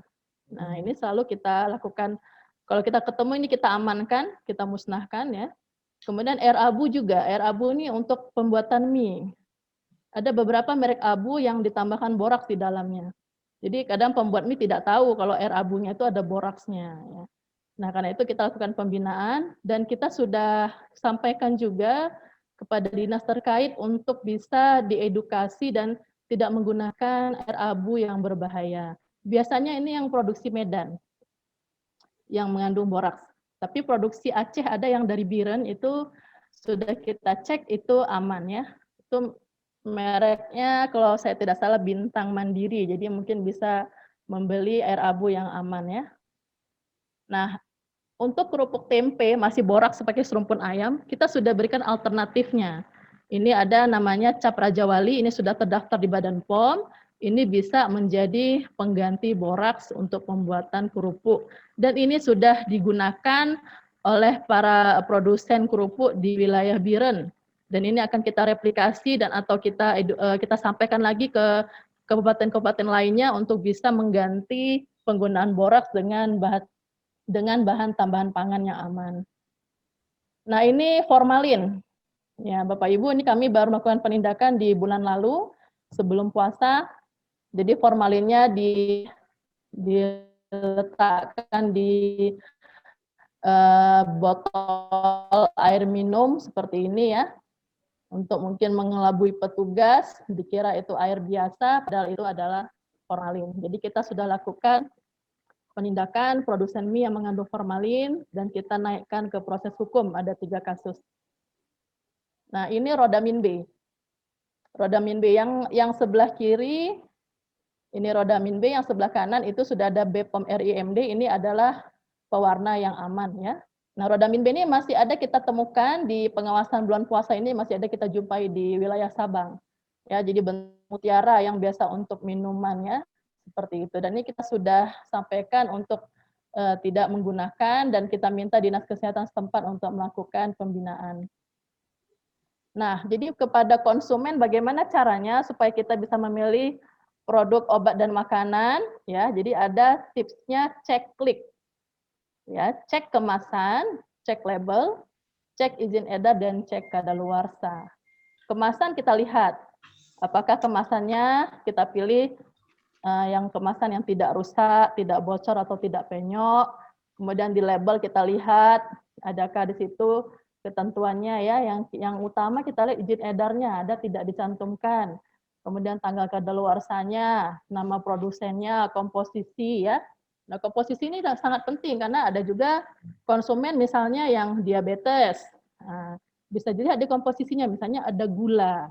Nah, berarti dia tidak bisa, jadi dia tidak perlu beli. Atau yang hipertensi, misalnya ada NAS, ada garam ya, atau ada alergi misalnya terhadap kandungan tertentu, maka ini perlu ada informasi di dalam labelnya. Ya, ini semua sudah diatur oleh peraturan perundang-undangan, apa saja informasi yang perlu dicantumkan di dalam label suatu produk. Kemudian cek izin edar, ya tadi sudah saya sampaikan kode-kodenya, ya baik untuk obat, makanan, kosmetik, obat tradisional, ya. Nah ini kalau pangan tadi BPOM RIMD atau BPOM RIML atau PIRT. Kemudian tanggal kadaluarsa, perhatikan tanggal kadaluarsa. Bagaimana cara melihatnya? Kalau kadaluarsanya adalah bulan dan tahun, maka kadaluarsanya sampai akhir bulan. Tapi kalau dia tanggal, bulan, dan tahun, maka sampai tanggal tersebut masih bisa digunakan. Setelah tanggal kadaluarsanya tidak bisa digunakan lagi atau tidak direkomendasikan untuk digunakan. Nah, kita ada aplikasi Bapak Ibu untuk kita sebagai konsumen bisa melihat apakah produk tersebut terdaftar atau tidak. Bisa kita download di Play Store adalah aplikasi Cek BPOM ya. Nanti kita bisa masukkan kodenya. Jika memang terdaftar nanti akan muncul daftarnya ya. Nah, kemudian ada lagi aplikasi BPOM Mobile. Ini lebih lengkap lagi. Selain kita bisa memeriksa atau mencek produknya terdaftar atau tidak, kita bisa buat pengaduan dan kita bisa baca berita-berita terbaru. Nah, seperti ini tampilannya Bapak Ibu, bisa di-download. Nah, kemudian kita juga di BPOM Mobile ini bisa scan QR code. Jadi ada beberapa produk obat dan makanan sudah pakai QR code, kita bisa scan melalui aplikasi ini, nanti akan terlihat apakah dia sudah terdaftar atau tidak. Ya, untuk pengaduan juga bisa di sini ya, tapi kita harus login dulu. Nah, baru kita bisa memberikan pengaduan. Nah, ini untuk sedikit tentang registrasi ya, karena tadi temanya pulihkan ekonomi bangsa, maka tentu UMKM perlu kita dukung untuk bisa bangkit, untuk bisa memenuhi standar ya, dan punya izin edar. Nah, untuk pangan seperti ini ya, pangan yang wajib daftar di Badan POM, yaitu pangan olahan dijual dalam kemasan eceran, pangan fortifikasi, pangan wajib SNI, pangan program pemerintah, pangan yang ditujukan untuk uji pasar dan bahan tambahan pangan. Ini adalah yang wajib daftar di Badan POM. Nah, SNI wajib ini ya, ada 12 ya produk pangan yang wajib SNI dan ini harus didaftarkan di Badan POM. Ada yang tidak wajib daftar ya.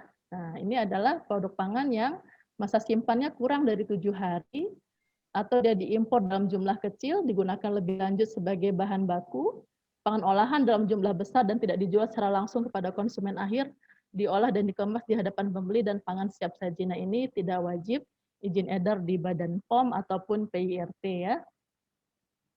Nah, ini yang Bapak Ibu mungkin ada yang punya UMKM pangan, kalau ingin mendaftar di Badan POM ini persyaratannya. Yang pertama adalah sarana produksi terpisah dari tempat tinggal. Kemudian memenuhi cara produksi pangan olahan yang baik, memiliki SNI bagi produk pangan yang wajib SNI, memiliki NPWP, memiliki nomor induk berusaha di bidang pangan yang berlaku efektif, memiliki izin usaha industri dari OSS atau IUMK dari kecamatan, surat keterangan memiliki sarana produksi dari kepala desa. Jadi ini kita daftarnya online dan berlaku izin edarnya selama 5 tahun. Berapa tarifnya? Tarifnya tergantung produknya ya, jadi berkisar dari 200.000 sampai 3 juta yang paling mahal tergantung produk. Jadi untuk usaha UMKM ada diskon 50% dari biaya PNBP-nya ya. Jadi ini sudah ada daftarnya di sini Bapak Ibu. Jadi yang mahal ini pangan berklaim ya, pangan berklaim daftar baru 3 juta, minuman beralkohol 3 juta, produk pangan hasil rekayasa genetik 2 juta. Ini yang paling mahal ya. Kemudian yang terakhir ini pangan untuk gizi khusus. Selebihnya masih kita kategorikan tidak terlalu mahal ya. Ini 300.000, 500.000 ya, tergantung produknya. Nah, untuk obat tradisional syaratnya yang pertama adalah terpisah dari tempat tinggal ya, sama seperti pangan tadi, memenuhi cara produksi obat tradisional yang baik tahap 1 yaitu hygiene dan sanitasi dan dokumentasi, memiliki penanggung jawab tenaga teknis kefarmasian, memiliki NPWP, memiliki nomor induk berusaha. Dan ini kita juga daftar secara online dan berlaku 5 tahun izin edarnya. Biayanya untuk praregistrasi 100.000 dan registrasinya berkisar antara 200.000 sampai 500.000. Jadi tidak mahal Bapak Ibu. Untuk notifikasi kosmetik, ini persyaratannya sarana produksi terpisah dari tempat tinggal, mendapat persetujuan denah layout, kemudian membangun sarana produksi sesuai dengan layout yang disetujui, memenuhi cara produksi kosmetik yang baik, memiliki penanggung jawab teknis kefarmasian, memiliki NPWP dan NIB. Ini kita juga daftar online, berlaku notifikasi selama 3 tahun. Jika memang sudah habis masanya dapat diperpanjang kembali. Nah, biayanya ini ya Bapak Ibu silahkan dilihat untuk denah. Jadi kita sebelum izin edar harus disetujui dulu denahnya. Denah dari ruang produksinya disetujui dulu, itu biayanya 250.000. Setelah denahnya disetujui, baru kita mulai mengurus izin edarnya atau kita membuat sarana produksi sesuai dengan denah yang disetujui. Nah, ini kendala-kendala yang dihadapi oleh pelaku usaha pangan yang mengurus izin di Badan POM, biasanya karena masih bergabung dengan tempat tinggal. Nah, kalau dia produk pangan yang masih bergabung dengan tempat tinggal, memang kalau komoditinya bisa kita daftarkan ke industri rumah tangga pangan, kita bisa kategorikan ke industri rumah tangga pangan. Namun kalau dia tidak termasuk di dalam komoditi industri rumah tangga pangan, maka harus dipisah antara tempat tinggal dengan sarana produksinya. Nah, kemudian kendala lain dana, ya dana. Karena untuk memperbaikinya tadi perlu dana. Kemudian belum ada SNI-nya, jadi harus urus SNI dulu, baru bisa ke Badan POM. Kemudian belum ada penanggung jawab tenaga teknis kefarmasian, kemudian terkendala izin usaha industri di USS, kemudian ada lagi nomor NIB-nya tidak terintegrasi ya karena pengurusan pajaknya belum selesai. Jadi ini biasa kendala-kendala yang dihadapi oleh pelaku usaha yang ingin mengurus izin edar. Nah, kita lihat trennya pengurusan izin edar sangat meningkat ya. Dari 2018 naik 2019 jadi 30, 2020 31. Di tahun ini juga kita harapkan banyak pelaku-pelaku usaha yang akan mendaftarkan produknya dan kita tetap bekerja sama dengan universitas juga, kita dengan inkubator bisnis Unsia, dengan Unimal, kita sudah punya kerjasama, jadi kita membantu para pelaku usaha untuk bisa mendaftarkan produknya. Nah, ini survei kepuasan pelaku usaha ya, kita Balai POM cukup tinggi di atas target nasional, jadi alhamdulillah pelaku usaha puas dengan pendampingan yang kami berikan. Nah, apa keuntungannya produk memiliki izin edar? Yang pertama adalah produk beredar secara legal, ya. Kemudian daya saing produk dapat meningkat, pemasaran produk dapat diperluas, ya, dapat ekspor. Kemudian produk memenuhi persyaratan keamanan mutu dan gizi, kemudian kepercayaan masyarakat juga meningkat dan nilai tambah bagi produk. Jadi sangat penting sekali kita punya izin edar ya seperti itu. Nah, ini tips dan trik untuk penyiapan dokumen dalam rangka registrasi. Yang pertama adalah pahami peraturan dan pedoman yang berlaku, kemudian pastikan data dan informasi sahih dan benar, pelajari secara mendalam karakteristik produk Anda, lakukan self-assessment sebelum Anda menyerahkan dokumen pendaftaran, dan gunakan checklist untuk mempermudah Anda menyiapkan dokumen, dan jangan gunakan biro jasa, langsung mengurus ke Balai POM. Nah, jadi Bapak Ibu, ini adalah media sosial kami. Jika Bapak Ibu ingin memerlukan informasi, konsultasi, atau pengaduan, dapat follow ya. Ini Instagram, ada Facebook, Instagram, Twitter, YouTube, ada nomor layanan pengaduan konsumen, WA, atau bisa datang ke kantor kami, akan kami layani dengan senang hati. Demikian dapat kami sampaikan. Terima kasih. Assalamualaikum warahmatullahi wabarakatuh. Waalaikumsalam warahmatullahi wabarakatuh. Baik, terima kasih banyak kami ucapkan kepada Ibu Desi Aryani yang sudah banyak memberikan pemaparannya. Tadi ada klik Bu ya, terkait dengan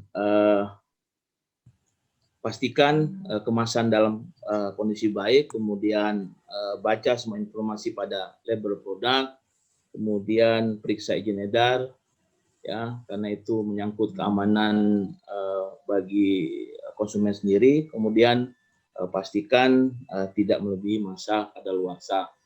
Jadi para peserta yang hadir pada webinar hari ini, jika memang ada usaha, itu pastikan izin edarnya, ya, kemudian keamanan untuk produk yang dihasilkan. Terima kasih Ibu Desi Arianti. Nah, selanjutnya kita masuk kepada sesi diskusi tanya jawab. kami ingin menginformasikan kepada peserta webinar Apa-apa, pada Bu, hari ini, siapkan boleh. panitia menyediakan 5 door prize kepada 5 penanya, ya. Kemudian kami juga menyampaikan, dimohonkan kepada penanya, ya, itu menyebutkan Pak Adnan identitas untuk Ibu. terlebih dahulu. Kemudian pertanyaan yang diajukan itu secara singkat, padat, dan jelas. Baik, langsung saja kita mulai untuk diskusi kita pada hari ini. Kami persilakan kepada peserta webinar untuk bertanya. Silakan. Assalamualaikum, Pak.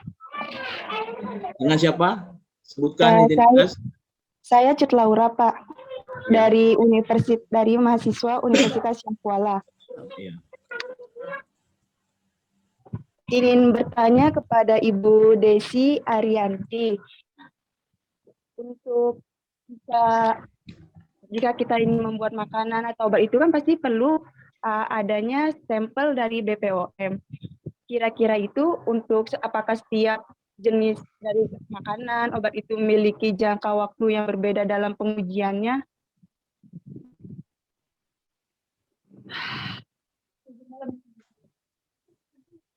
Boleh diulangi pertanyaannya?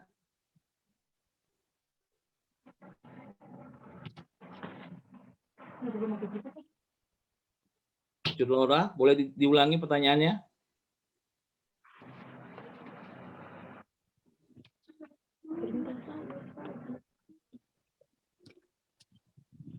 Bagaimana Ibu Desi? Apakah pertanyaannya bisa didengar sampai habis tadi, Bu?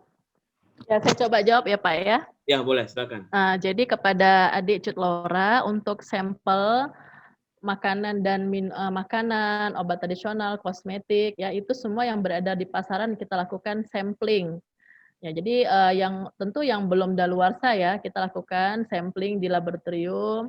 Misalnya makanan itu apakah memenuhi standar, adakah bahan berbahayanya. Jadi kalau dia kita temukan di lapangan sudah daluarsa, tentu ini akan kita tarik atau kita minta pelaku usaha untuk mengembalikan ke distributornya.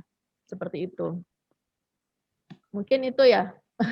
Karena tadi kurang jelas juga pertanyaannya.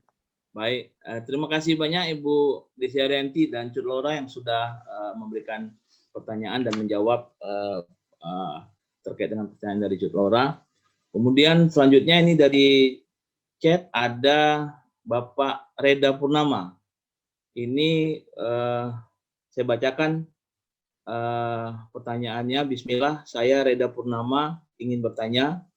Dalam perlindungan konsumen terutama Aceh telah diterbitkan kanun yang berkaitan dengan syariah. Bagaimana pandangan Bapak Kadis atau pemateri lainnya terkait dengan perlindungan konsumen terkait dengan transaksi yang diharamkan dalam Islam?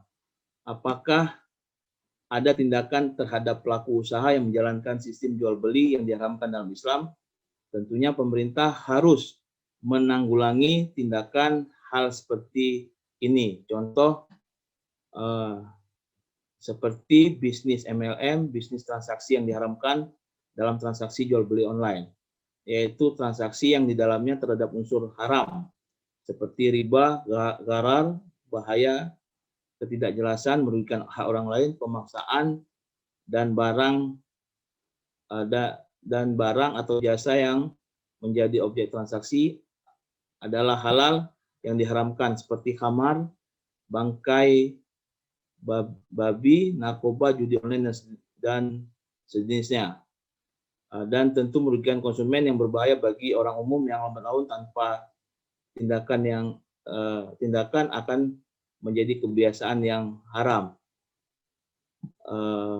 Bisa menjadi lumrah. Itu dikhawatirkan malah menjadi malapetaka bagi agama, negeri, dan etika. Ini pertanyaan sepertinya ditujukan kepada Pak Kadis. Boleh Pak Kadis untuk memberikan tanggapannya Pak, atau menjawab pertanyaan dari Pak Reda. Silakan Pak. Pak Reda ya. Baik, terima kasih Pak. Kami coba untuk menjelaskan sedikit dari pertanyaannya Pak Reda. Menyangkut dengan kanun dan lainnya, sebenarnya kita tetap berpedoman kepada hal yang halal, yaitu kita bekerja sama dengan MPU kita dalam menyikapi seluruh produk-produk yang ada di yang masuk ke Aceh. Nah, untuk ini kita selalu berpedoman kepada sistem sertifikasi halalnya nantinya, Pak. Tentu ini tentu nanti akan bekerja sama dengan MPU Aceh. Mungkin itu dapat kami sampaikan, Pak. Baik Pak Kadis, terima kasih Pak penjelasan Bapak sudah langsung ke substansi Pak ya. Kemudian boleh saya tambahkan Pak Moderator? Oh silakan Ibu Fahmiwati, silakan. Ya, berkaitan dengan Kanun nomor 8 tahun 2016 tentang sistem jaminan produk halal di Aceh. Sebenarnya itu turunannya juga dari undang-undang nomor 3 nomor berapa tuh 3 ya yang tentang juga sistem jaminan produk halal. Nah, semestinya ini akan 2006 dia kan setelah kanun itu keluar dan tahun 2016 5 tahun kemudian kan implementasinya. Nah, mungkin yang ditanyakan tadi sama Pak Rida kan itu itu sudah 5 tahun. Nah, sekarang bagaimana jika ada terlihat hal-hal yang produk-produk yang tidak halal. Betul yang dikatakan oleh Bapak Kadis tadi mengatakan itu nanti akan berkoordinasi dengan LPPM MPU. Nah, jadi sehingga sampai hari ini saya pun sebagai YAPKA yang menjalankan perlindungan konsumen pada masyarakat juga sudah pernah menanyakan itu kepada Ketua LPPM MPU. Nah, bagaimana tingkat pengawasan terhadap produk-produk yang masuk ke Aceh, apakah sudah disertifikasi halal atau belum, dan bagaimana tindakan daripada implementasian kanun nomor 8 tahun 2016. Ya, demikian Pak, sedikit terima kasih. Baik, terima kasih kepada Ibu Fahmiwati yang sudah memberikan tanggapan terkait dengan pertanyaan Pak Rida. Kemudian selanjutnya ini ada pertanyaan dari Fatin Salsabila dari Fakultas Ekonomi dan Bisnis Universitas Syakwala. Saya ingin bertanya kepada Pak Meldi, apakah dapat dijelaskan secara rinci mengenai apa yang mempengaruhi persepsi konsumen berdasarkan waktu dia sebelum membeli, saat membeli, dan sesudah membeli. Bagaimana itu Pak? Silakan Pak. Baik. Terima kasih Pak Moderator, Pak Rida, untuk Fatin ya, Fatin Salsabila. Memang seperti yang saya jelaskan tadi ya, konsep ISAS itu sendiri telah merubah paradigma konsumen, di mana sebelum dia memutuskan untuk membeli, dia tentu akan mencari informasi bukan hanya dengan orang terdekatnya, tapi juga mungkin dari berbagai platform media lainnya, termasuk setelah dia melakukan pembelian, pasti dia juga share, dia melakukan sharing dengan khalayak yang mungkin dia juga tidak tahu siapa yang akan membaca, tapi dia ingin mengungkapkan pengalaman dia dari membeli. Nah, biasanya di dalam pembelian itu, ya sebelum membeli, tentu orang akan melihat sebuah image sebuah merek dulu ya, terutama dari mereknya atau perusahaan. Lalu pengalaman sebelumnya, bukan hanya pengalaman dia membeli, juga pengalaman atau opini-opini dari orang lain setelah yang telah melakukan pembelian. Nah, termasuk juga reputasi penjual itu juga penting, biasanya ini menjadi concern di dalam sebelum mereka melakukan keputusan untuk membeli, ya, termasuk juga publikasi kan biasa itu ada kejutan-kejutan, misalnya get one free one dan lain sebagainya, termasuk juga harga. Nah, itu biasanya yang menjadi pertimbangan sebelum dia melakukan pembelian. Nah, setelah di saat dia melakukan pembelian, biasanya konsumen itu, terutama si milenial ini dia lebih concern kepada apa yang dikomentari oleh penjual, terutama jaminan-jaminan yang diberikan, kebijakan-kebijakan, servis, mungkin ada program dukungan lain, termasuk juga harga ditetapkan, sampai dengan dia memutuskan membeli. Dan setelah membeli, tentu dia akan, kalau elektronik itu dia akan berpikir kemudahan instalasi, ya, merakit, menggunakan, lalu pengaduannya kemana, lalu efektivitas purna jual biasa, itu juga menjadi concern setelah membeli, termasuk apabila ada kendala-kendala produk, dia itu harus lapor kemana. Jadi secara performa kooperatif, dia itu tahu kemana saluran yang bisa dia tuju. Dan dengan adanya digital mainstream ini mempermudah sebenarnya. Kita mempermudah orang untuk menghubungi produsen, untuk menghubungi si produsen untuk mereka melakukan komplain dan lain sebagainya. Mungkin itu Pak Gida. Ya, baik Pak, terima kasih. Tapi ini ada pertanyaan lanjutan nih Pak, dari Silma ini untuk Pak Meldi juga. Ini terkait dengan mengenai konsumen terbanyak terjadi di generasi milenial dan Z. Untuk peningkatan konsumsi maka akan meningkatkan perekonomian. Pertanyaan saya adalah generasi ini atau generasi apapun itu lebih banyak produsennya, apakah tingkat produksi ini akan membawa atau memberikan dampak kepada perekonomian yang lebih baik lagi. Ini seperti apa Pak kondisinya Pak? Ya, seperti yang dijelaskan oleh Ibu Fahmiwati tadi, juga kalau kita bicara milenial ya, kita bicara secara global ya, yang usia yang generasi X dan Z tadi ya. Artinya daya beli mereka memang sebahagian besar juga masih belum berpenghasilan tetap, tapi ada juga yang berpenghasilan tetap. Nah, kalau misalnya seperti tadi yang dijelaskan oleh Ibu Fahmiwati, di desa-desa mungkin edukasinya akan berbeda ya, karena kesulitan menggunakan gadget mungkin, atau gadget digunakan hanya untuk keperluan primernya saja, untuk telepon, untuk aplikasi media sosial, tidak melakukan pembelian online. Nah, tetapi kalau kita lihat booming ini akan terjadi penggeseran ya, dengan 50% generasi yang akan tumbuh ini, dan mereka sudah terbiasa melakukan transaksi secara online. Tentu ini diharapkan dapat meningkatkan pertumbuhan domestik bruto tadi ya. Dengan tingginya niat beli konsumen, tentu ini akan memacu perekonomian juga akan tumbuh dengan semakin baik. Nah, ini yang sebenarnya harus menjadi concern juga. Sebenarnya pemerintah sendiri di dalam RPJMN itu ini telah memasukkan ini yang namanya strategi-strategi, terutama di dalam memberikan edukasi dan juga memberikan perlindungan kepada konsumen. Cuma konsumen milenial ini kan mereka memang lebih cerdas ya, karena lahir dengan adanya teknologi, mereka mendapatkan informasi secara global dan mudah, sehingga tentu saja ini harus juga menjadi salah satu concern pemerintah untuk memberikan edukasi yang lebih lah kepada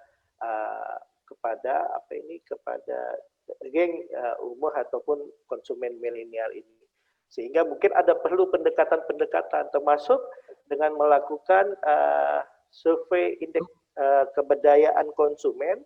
Ya, sebenarnya juga kita harus melihat juga ya, gelagat ataupun perilaku konsumen milenial saat ini, sehingga dapat dibuat program-program yang mungkin bisa langsung fokus atau menyasar kepada konsumen-konsumen yang berada pada Gen Z dan Gen Y ini. Mungkin itu Pak Gida.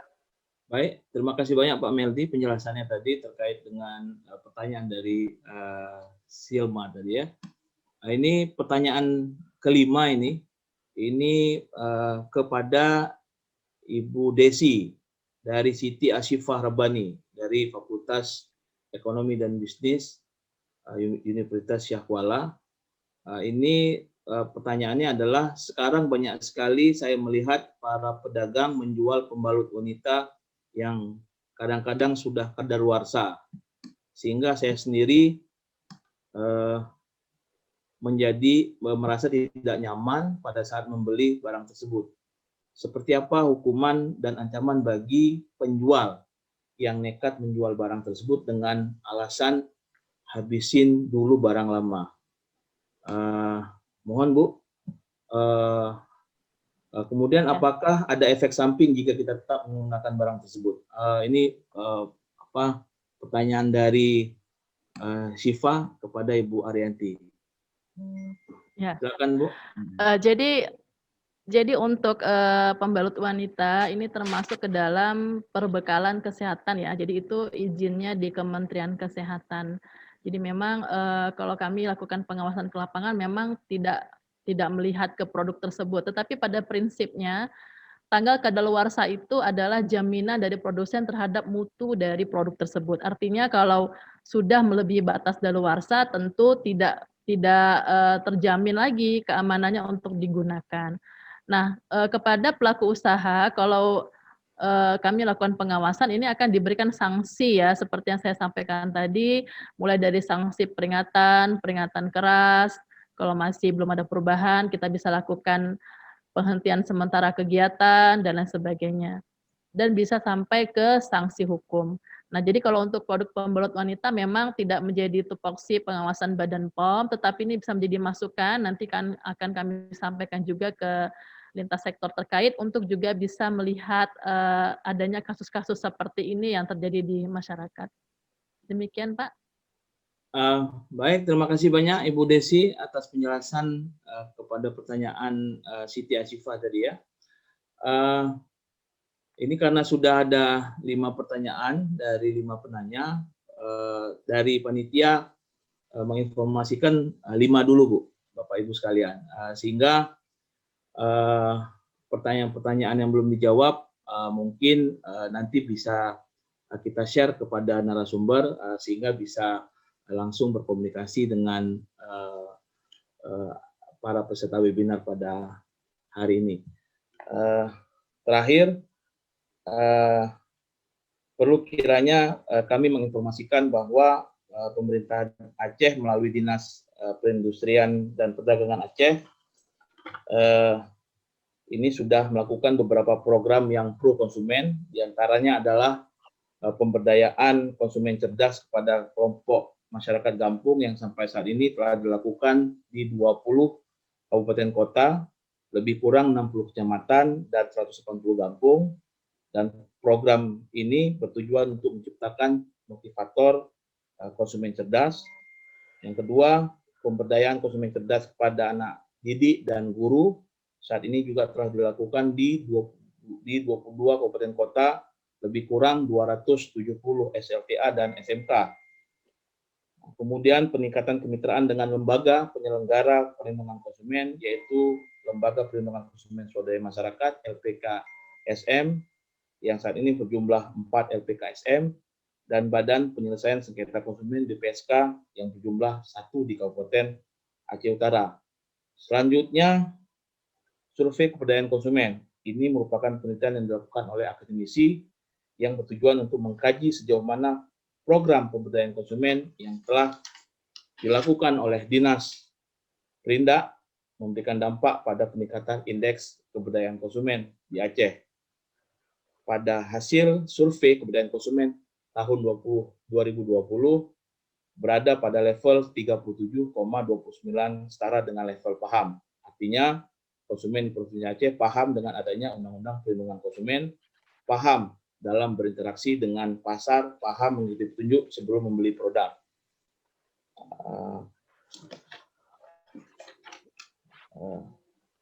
Para peserta webinar pada hari ini, demikianlah kegiatan webinar kita hari ini yang membahas mengenai konsumen berdaya, pulihkan ekonomi. Sebelum sesi ini berakhir, kami mencoba menyimpulkan hasil webinar hari ini adalah menjadikan konsumen berdaya di zaman sekarang, artinya konsumen harus bijak, canggih, mengikuti perkembangan yang ada. Yang kedua adalah memenuhi kebutuhan konsumen zaman now, efisiensi dan produktivitas produk dalam negeri juga harus ditingkatkan, baik dari sisi kualitas maupun kuantitas. Dan terakhir, konsumen berdaya, ekonomi bangsa bangkit dan berjaya. Terakhir, kami mengucapkan terima kasih wabil khusus kepada Kepala Dinas Perindustrian dan Perdagangan Provinsi Aceh, Bapak Insinyur Tanwir MM, yang sudah mewujudkan kegiatan pada hari ini. Support Bapak luar biasa, Pak, untuk keberdayaan konsumen yang ada di Provinsi Aceh. Kemudian kami juga mengucapkan terima kasih kepada Bapak Dr. Teguh Meldi dan juga kepada Ibu Fahmiwati serta kepada Ibu Arianti dari BPOM Aceh, dan juga terima kasih kami kepada para peserta webinar pada hari ini. Kami mohon maaf atas segala kekurangan pada pada webinar hari ini. Kami akhiri, wabillahi taufiq wal hidayah, wassalamualaikum warahmatullahi wabarakatuh. Terima kasih banyak Pak semua. Waalaikumsalam. Assalamualaikum Pak. Terima kasih Pak Kadis. Ya, Terima kasih Pak Kadis. Bu Rafi.